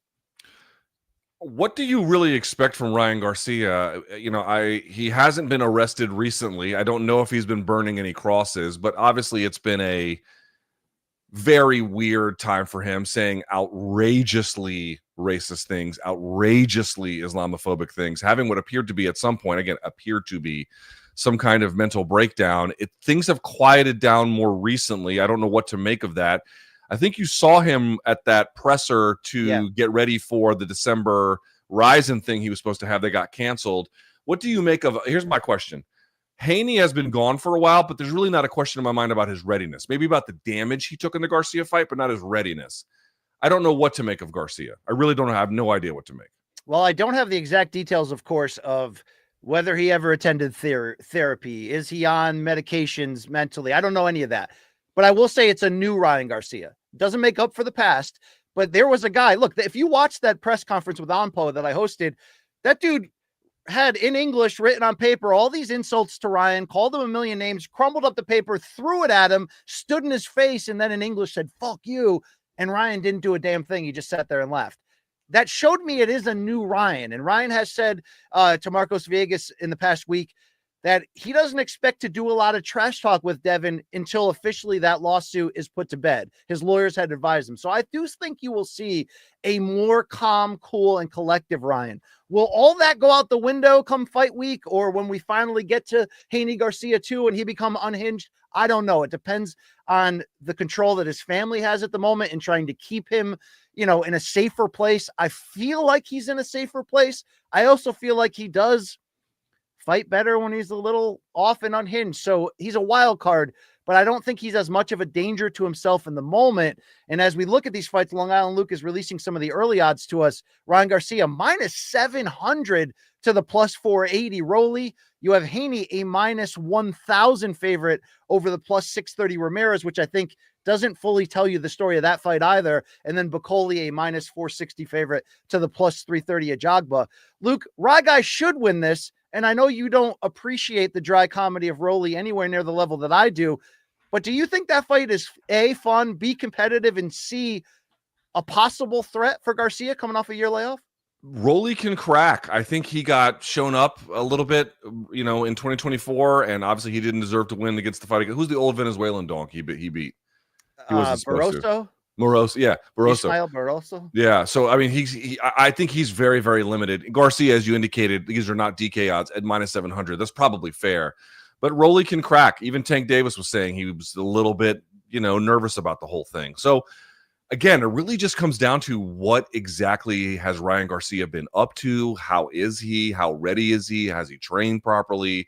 We really just have no clue. Now, BC, you kind of do you have they've not released where this is supposed to be. Do you have an inside track on where it's supposed to be? Yeah, Times Square is what Turkey said he's going to try to pull off for May. But it's not official. They haven't. It's not official. We don't know the date. We also don't know just May. He did say May. Who's promoting it or what network? But given that both Haney and Ryan Garcia have been recent, DAZN fighters, and Ryan's still under contract with Golden Boy, you'd have to believe it would be on DAZN. But yeah, I don't know. I don't know if I don't think they're going to go head to head with, I saw that PBC has a hold May 3rd on the T-Mobile Arena, presumably for a Canelo fight. I don't think they would go head to head, but you never know. We'll see what happens here. Yeah, you absolutely never know. Very quickly, any thoughts on the Bakole and Ajagba fight? You know what? Bakole looks like a modern day. I mean, this is not quite right. I'm overstating it, but his style is reminiscent. I should say it's better. His style is reminiscent of George Foreman. Ajagba, big old athletic heavyweight, limited but athletic and powerful. I like this fight. Yeah, I think it's going to be a shootout. I think it's going to end in knockout. Obviously, you have to favor Bakole, but look at how ballooned the odds we shared with you were for the main and co-main event. This fight a lot closer. One, because they're heavyweights, but also, Luke, the performance Bakole showed against Big Baby Anderson, which was relentless, brutal. That was the best performance we've ever seen of him at this level. So he's got to come out and prove that he can do this again. And I really like these three fights. I don't think there's any, outside of the concern that one of them loses and it foils the plans. Kind of like what we're doing here. BC, how disastrous would it be if Haney A, lost, or B, won but looked bad against Ramirez? I mean, you could still save it if he wins but looks bad. You can bring up the layoff. It depends on the execution of it. I think obviously the biggest factor here, because Luke, if one of these guys loses a close decision, I hate to say it, but you could still go forward with Haney Garcia too anyway, because even though Haney is a champion at 140, he never technically lost the title to Ryan due to the no contest and the drug suspension. It's not like we're tuning into that for that, right? If you're tuning into that to see them settle the score against each other, I think the biggest issue would be if either guy got stopped. Then you'd have to really wreck your plans. God, can you imagine that if like Rolly stopped him or Ramirez, and like, oh my God, that would really mess up everything. Yeah. That would really mess up everything. Okay, well, that could be fun. So we'll have to wait to see how it's going to be broadcast, the exact date, the exact venue. They may move things around. We shall see. But May, keep your eyes targeted. By the way, Aaron Bronstedt, a friend of the show, just tweeted that Rashad Evans is also draft eligible in this GFL. Luke. I don't. I love Rashad. I don't want to see him get hurt. Can I just say that out loud? Is that? I don't think that's bad. No, I love Rashad. I don't want to see him box Rampage either.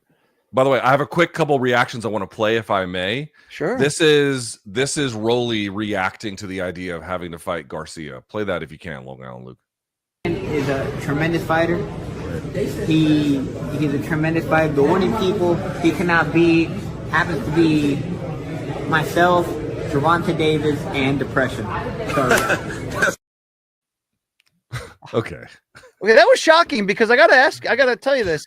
I've interviewed Rolly twice since Haney Garcia happened, and both times he surprisingly was like, I really fear for Ryan Garcia. People in his life should take over and realize that this young fighter needs, the right people around him. Like, he was very oddly careful and concerned, and now he's just like, fuck it. It's going to be wild. Yeah. It's gonna be One more clip, if I may. There's a clip. It's an old one because you'll notice there's a Showtime microphone flag. Showtime, rest in peace. Best job I ever had. Where they ask him about Rolly. This is, again, it's a completely different context, but he does speak on it. Roll the clip. Bring on Rolly. He's part of PBC. We already ran it once with PBC. I need to get my get back. So I'm going to beat Rolly, and we're going to have that. I just pray to God, try to see where he was guiding me. And he just led me to Dallas, led me to Derek, and I pursued it. And I'm here now, and I feel good. I feel, like it's like it's family, like it's a bond. So I'm hungry, man. That's why I'm here every day training. I didn't even know this was happening, but I came to train with Derek. And like I said, it's a blessing. Happy to be part of the team. I'm improving, getting better. BC, is he still with Derek James? I believe he is, yes. Derek James was at the press conference for the Ampo fight, so I think we're still there. Okay. The one who doesn't have a trainer still is Errol Spence, and that was part of the reason why that fight with Fundora didn't come together, because Spence wasn't ready for this spring season coming up. So, bro, Spence will show up around Dallas like at a gym, just lifting weights, like not even just whatever, and people will take pictures of it and be like, "Yo, Errol's at the gym. He's got no one training with him. I think he's hit rock bottom." I'm like, I think he's lifting weights. What do you make of PBC, by the way?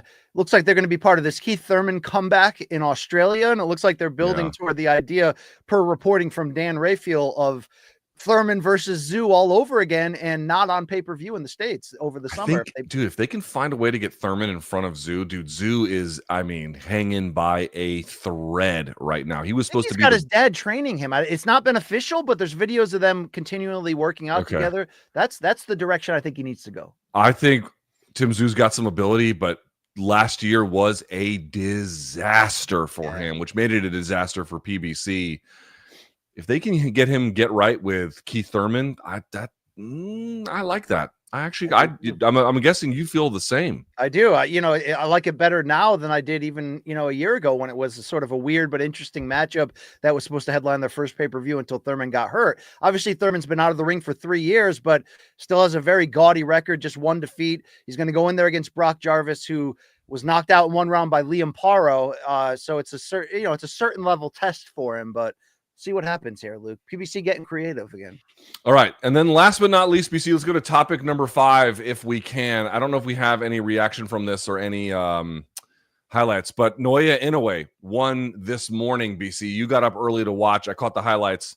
Well, I watched the fight, highlights first, then I watched the fight afterwards. It was a 4th round KO, basically, over this guy whose name I don't have right in front of me. But Yi Jun Kim. BC, your reaction to Naoya Inoue. Now, this was not the opponent he was supposed to face. This was a last-minute replacement. We have to have very measured sense here of what happened and what it means. But to the extent that there is anything to take from it, what would it be? Well, Sam Goodman of Australia was the mandatory challenger who twice had to pull out with cuts. The second time, obviously, on 10 days' notice. So it was Ji Hoon Kim, who is best known for his secondary nickname of Packy Weather, which is hilarious. But I'll give Kim a lot of credit. He had 2 losses coming in, not a huge resume against huge names, although he had, beaten 5 of Inoue's countrymen of Japan fighting out of South Korea.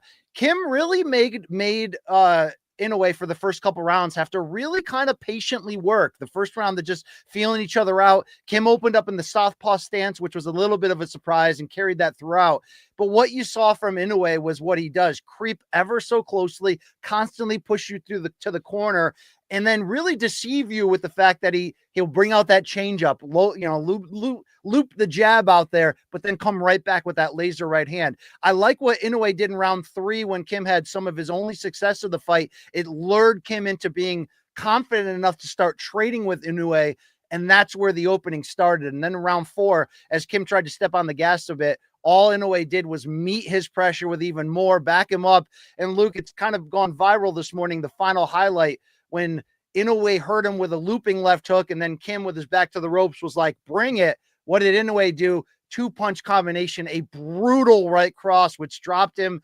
And even though Kim was struggling to get to his feet, referee Mark Nelson waved it off. So, it's obviously, with a late replacement, it's not going to have a huge effect on Inoue's resume. But I think the biggest news we saw coming out of there was Bob Arum, in his early 90s, made the flight to Japan, was in the ring after, and both him and Inoue talked about the idea that he is going to come back to Las Vegas. He fought there twice, once in 2020, once in 2021, back-to-back fights, scored knockouts in both. We don't know the opponent yet, but he's going to come back on U.S. soil. I mean, what are you going to say about him, Luke? He's unbelievable. Watching him for 3+ rounds decode a guy that kind of made him have to work a little bit, right? I mean, I think Inoue has learned from that Luis Neri fight where he was dropped in the opening round not to overextend himself too much until he's kind of figured the other guy out. But at 31, Inoue still in the mix as potentially the pound-for-pound best, depending on your opinion. Inoue said in interviews this week that he believes Usyk deserves the #1 slot, but I know we all want to see him, Luke, against Bam Rodriguez, against, Akhmadaliev potentially, right? The former unified champion in this division at 122, but just a remarkable fighter in the midst of a more remarkable career, 4-division champion and undisputed in 2 weight classes. Not a killer in front of him, but he handled his business perfectly. I'll say this. I have 2 fights I want to see from him, either the Nakatani fight or the Akhmadaliev fight. And him fighting in the United States in 2025, there's not many guys, BC, I would travel to watch fight like on my own volition. Yes. But if he fights either Akhmadaliev or Nakatani in the United States in 2025, we might have to go to that. Bro. Wow. We might have to go to that. Don't you feel that way? He's, again, I don't think he deserves number 1 pound for pound for all the reasons you kind of hinted at, and everyone can kind of see the score at this point. But he is like one of those guys who's of that level. Yeah. And he doesn't fight in the U.S. very often. Who knows if it's the actual last time he even competes in the United States?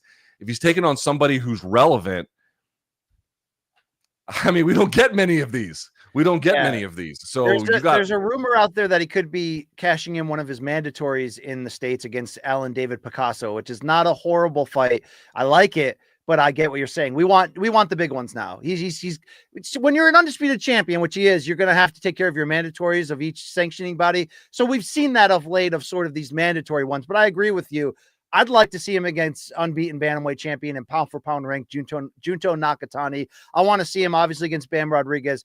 He's shown us a willingness to take on big fights, like when he debuted in this division 2 years ago and took out unbeaten Stephen Fulton Jr. So a remarkable fighter and superstar and athlete, Luke. One of those guys where every once in a while I go, man, I'm honored to be, the role I have in this era with him on top, because this really is a special, especially from that side of the world. We've seen great fighters from Japan, certainly in the smaller weight classes, but not one of this global stature who just continues to do remarkable things. There it is. All right. That's our top 5 here on the show today. BC, I don't know if we have any fan subs, but I do have some dead wrongs if you're curious about that. Yeah. You were going to read them or dead wrong? Oh, surprise, Luke. I didn't see that coming. I'm not sure how much I like it, but I do like the fact that they put something up there. That is, it's a work in progress. We just needed something for you guys. So. Fair enough. You know what? I applaud the effort. Build back better. That's what we're doing. Build back better. Right. Dead right. If you want to do the dead wrongs, by all means. Yeah, let's go. Here we go. We give you the opportunity to take us to account, put us on the stand. This is where you tell us what we said was wrong. You obviously can support or reach out to the show at morningcombat@gmail.com. You see that address below. We want your fan subs on Friday. We want your dead wrongs on Friday. We don't want pictures of your shaft to Mikey. Okay. It's just, leave that man alone. Let's hear from Kevin. He says on last Monday's episode at around the 1 hour 30 mark, Brian said Lyoto versus BJ Penn happened at heavyweight, and Luke corrected him saying it was light heavyweight.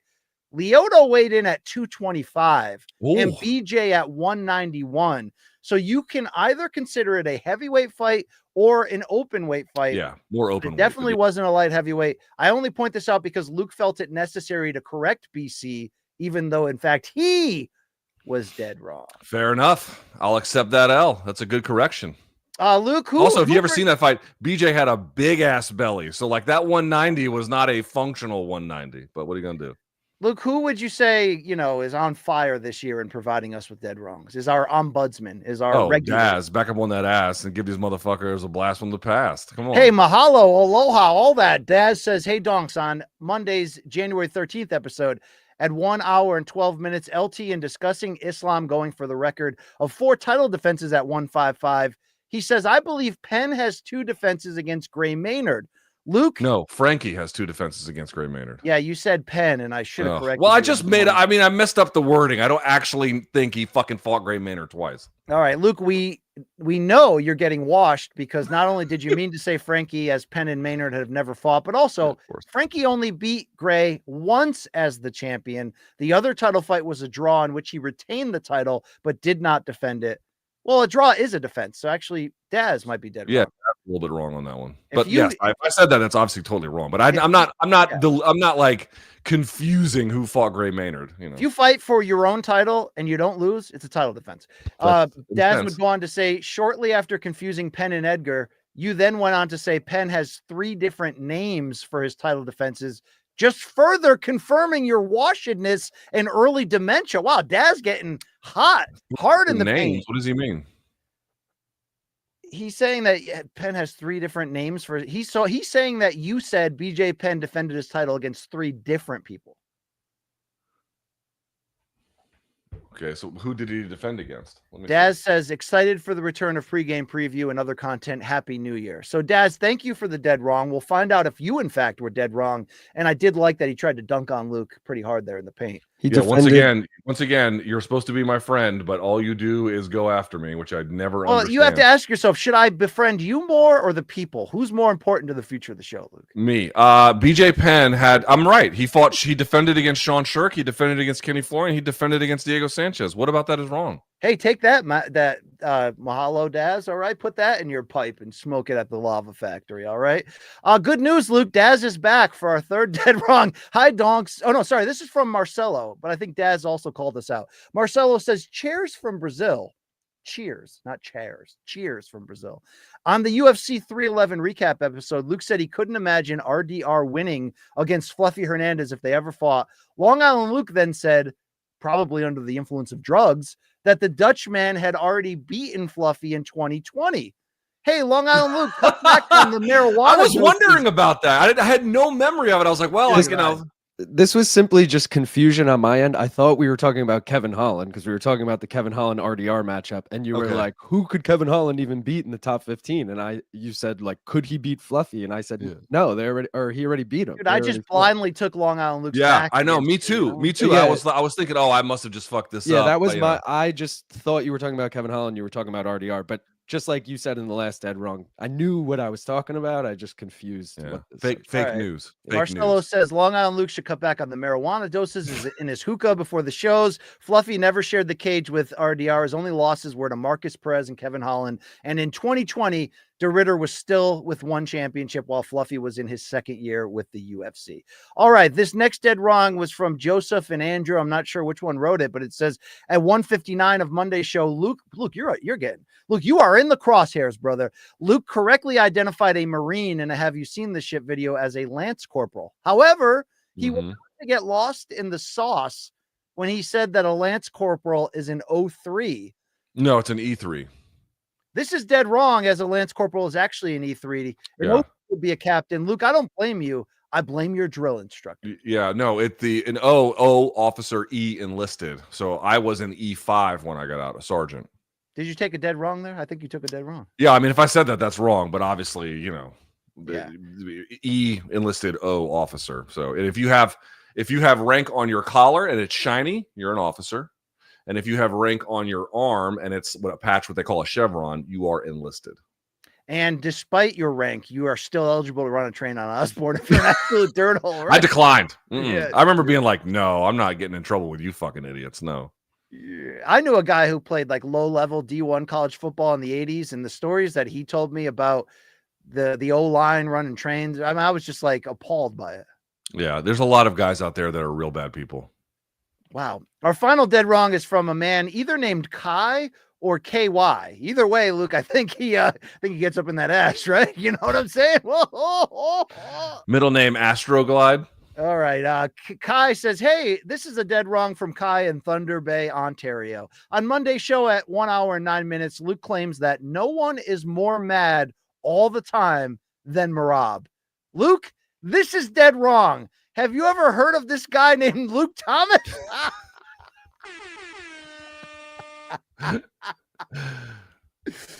Oh, Luke, how do you defend yourself here? Is it an unfair charge? I think, in my heart of hearts it is, but from the outside looking in, I can understand it. Wow, I came out unscathed in that dead wrong. Thank you for your submissions. We do, by the way, have one final segment, fan submissions. Oh, we do have them. You've got mail. Viewers. I can confirm that a lot of mails wrote in this week.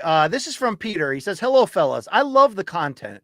I sent this photo last month, but apparently there wasn't enough fan subs that week, so it got lost in the sauce. Anyways, here's me and my lady at the happiest place on earth for her birthday. We had an amazing time, and she even agreed to take a picture while I was wearing this ugly sweater. I play some MK on the drive to show ways of the donks. Thank you for everything. Keep up the great work. And Luke, I'm rooting for your boys since the Eagles took out my Packers. Oh, man. Well, I appreciate that. And It's the happiest place on earth, BC. Also happens to be the most expensive place on earth, but also the happiest place on earth. That man looks like he may have rushed the steps on Jan 6, but I'm happy to hear that he got pardoned, Luke. Okay. BC, I'm not an expert on these things, but are those Macho Man Randy Savage glasses? They look like it, but I appreciate him wearing the MK with the ugly sweater on top and his beautiful wife or lady with him. Well done, people. Thank you very much. Indeed. If your last name was Biden, you were also pardoned this year. All right, there you go. Let's go to Alejandro. He says, hello, Luke and BC. Third time sending this email. It's Alejandro from Chicago, and I'm a first time, long time. My sister just gave birth to her and her husband's second child, a boy named Luke Thomas. Wow. Luke Thomas Siegel, Sigle is the last name, born on Christmas Eve. Yes, his name is Luke Thomas. He's named after the third gospel, and his father's name is Thomas. My bro-in-law and I are longtime donks, and we always talk about the show and send each other clips. I would love a shout out to my new nephew and greatest Christmas gift, Luke Thomas Sigle, and his family, Christina, Thomas, and Charlotte. Also, since you guys hate money and don't sell merch anymore, can I send you my MK Christmas boxer briefs that my brother-in-law got me and at least get them autographed? All the best. Alejandro from Chicago. So, Luke. It's not Alejandro, it's Alejandro. Well, it depends where you live. It depends what country you're from. Or it depends if you've talked to Luke Thomas's wife ahead of time. Luke, I got to ask you this. First of all, how do you feel about this bundle of joy and the Sigle family? I think it's Siegel. Naming their child Luke Thomas. Yeah. Well, I mean, it's a great name, is it not? I mean, you know. Never trust a man with two first names as his name. That is true. That is true. That can hurt you. That can definitely hurt you. But look, the baby looks handsome. He looks healthy. He's chilling in the, well, not the incubator, but whatever this thing is called. And I wish them nothing but a joy after joy after joy in rearing this wonderfully named child.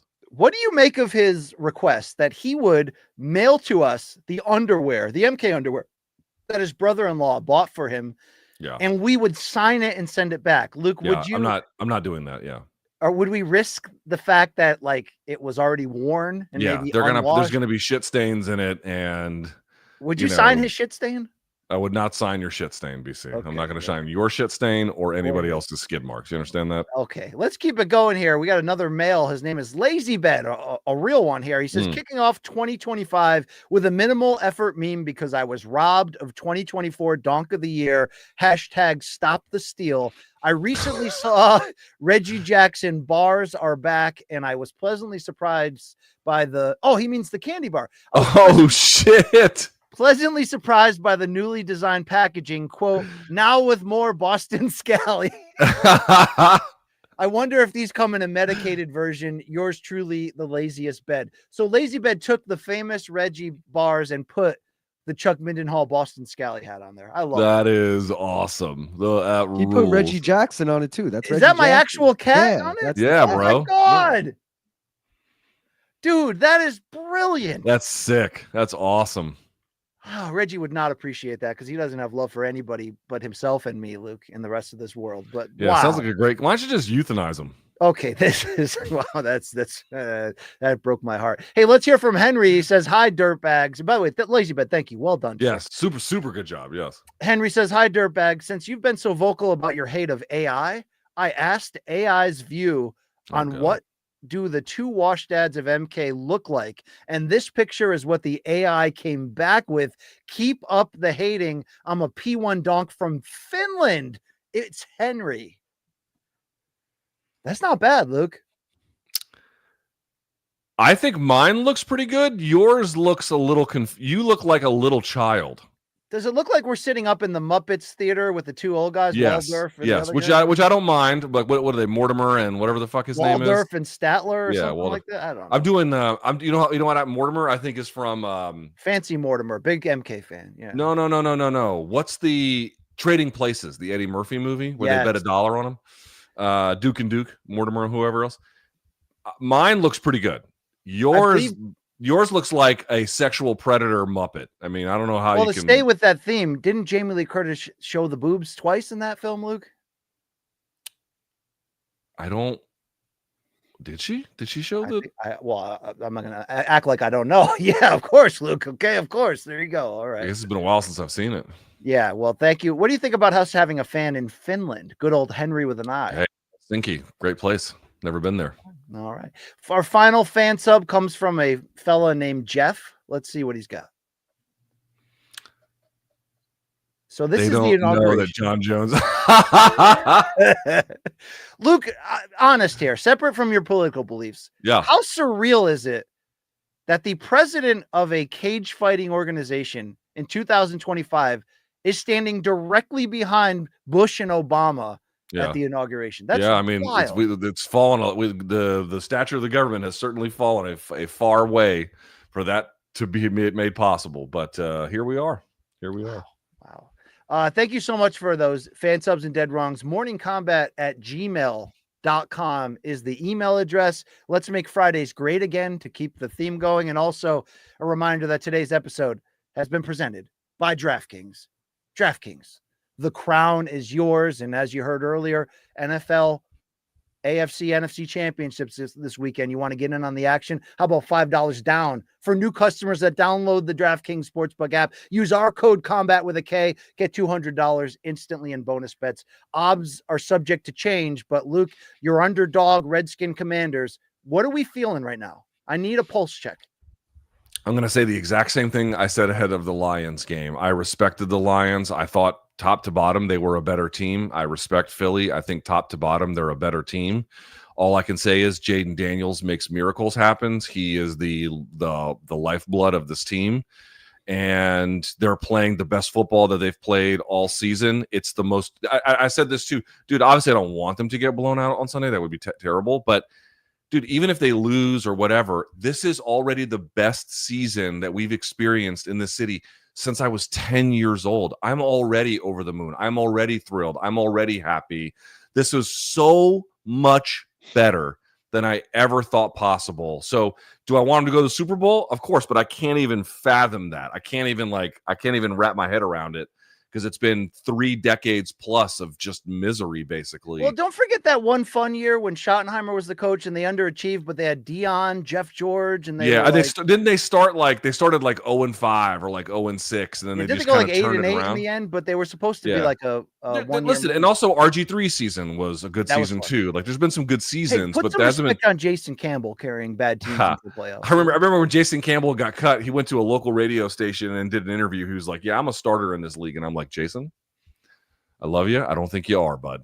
But I mean, having to live through Rex Grossman and John Beck and Albert Hainsworth and all of these fucking just messes over one season. Heath Schuler, one season without Dan Snyder, and look where we are. One season. This one's for Sean Taylor. Yeah, which would, not Dan Snyder's fault, but like, here's another thing. Sean Taylor gets killed. They couldn't recover at the safety position for 20 fucking years. Yeah. You know what I mean? Like, it's just been misery here. Now, let me ask you this. If Jaden Daniels gets Joe Theismann on the first play of the game, will you just turn the TV off? Yeah, probably. Probably. Okay. I mean, it's what I mean. Like, if they go in there and just ruin him in the game, I'm obviously going to be a little bit upset. But I have a feeling that win, lose, or draw, they're gonna perform pretty well, and I'll be watching. All right. Will you have any content this weekend? I know Long Island Luke's doing like 8 live streams on the main card. I don't know how I feel about this. I don't know if I'm going to do GFL draft or not. I might have some. I just don't know. What about you? No, I'm going dark for the weekend. I think it's probably the right call. Yeah. It's just how I like my coffee, Luke.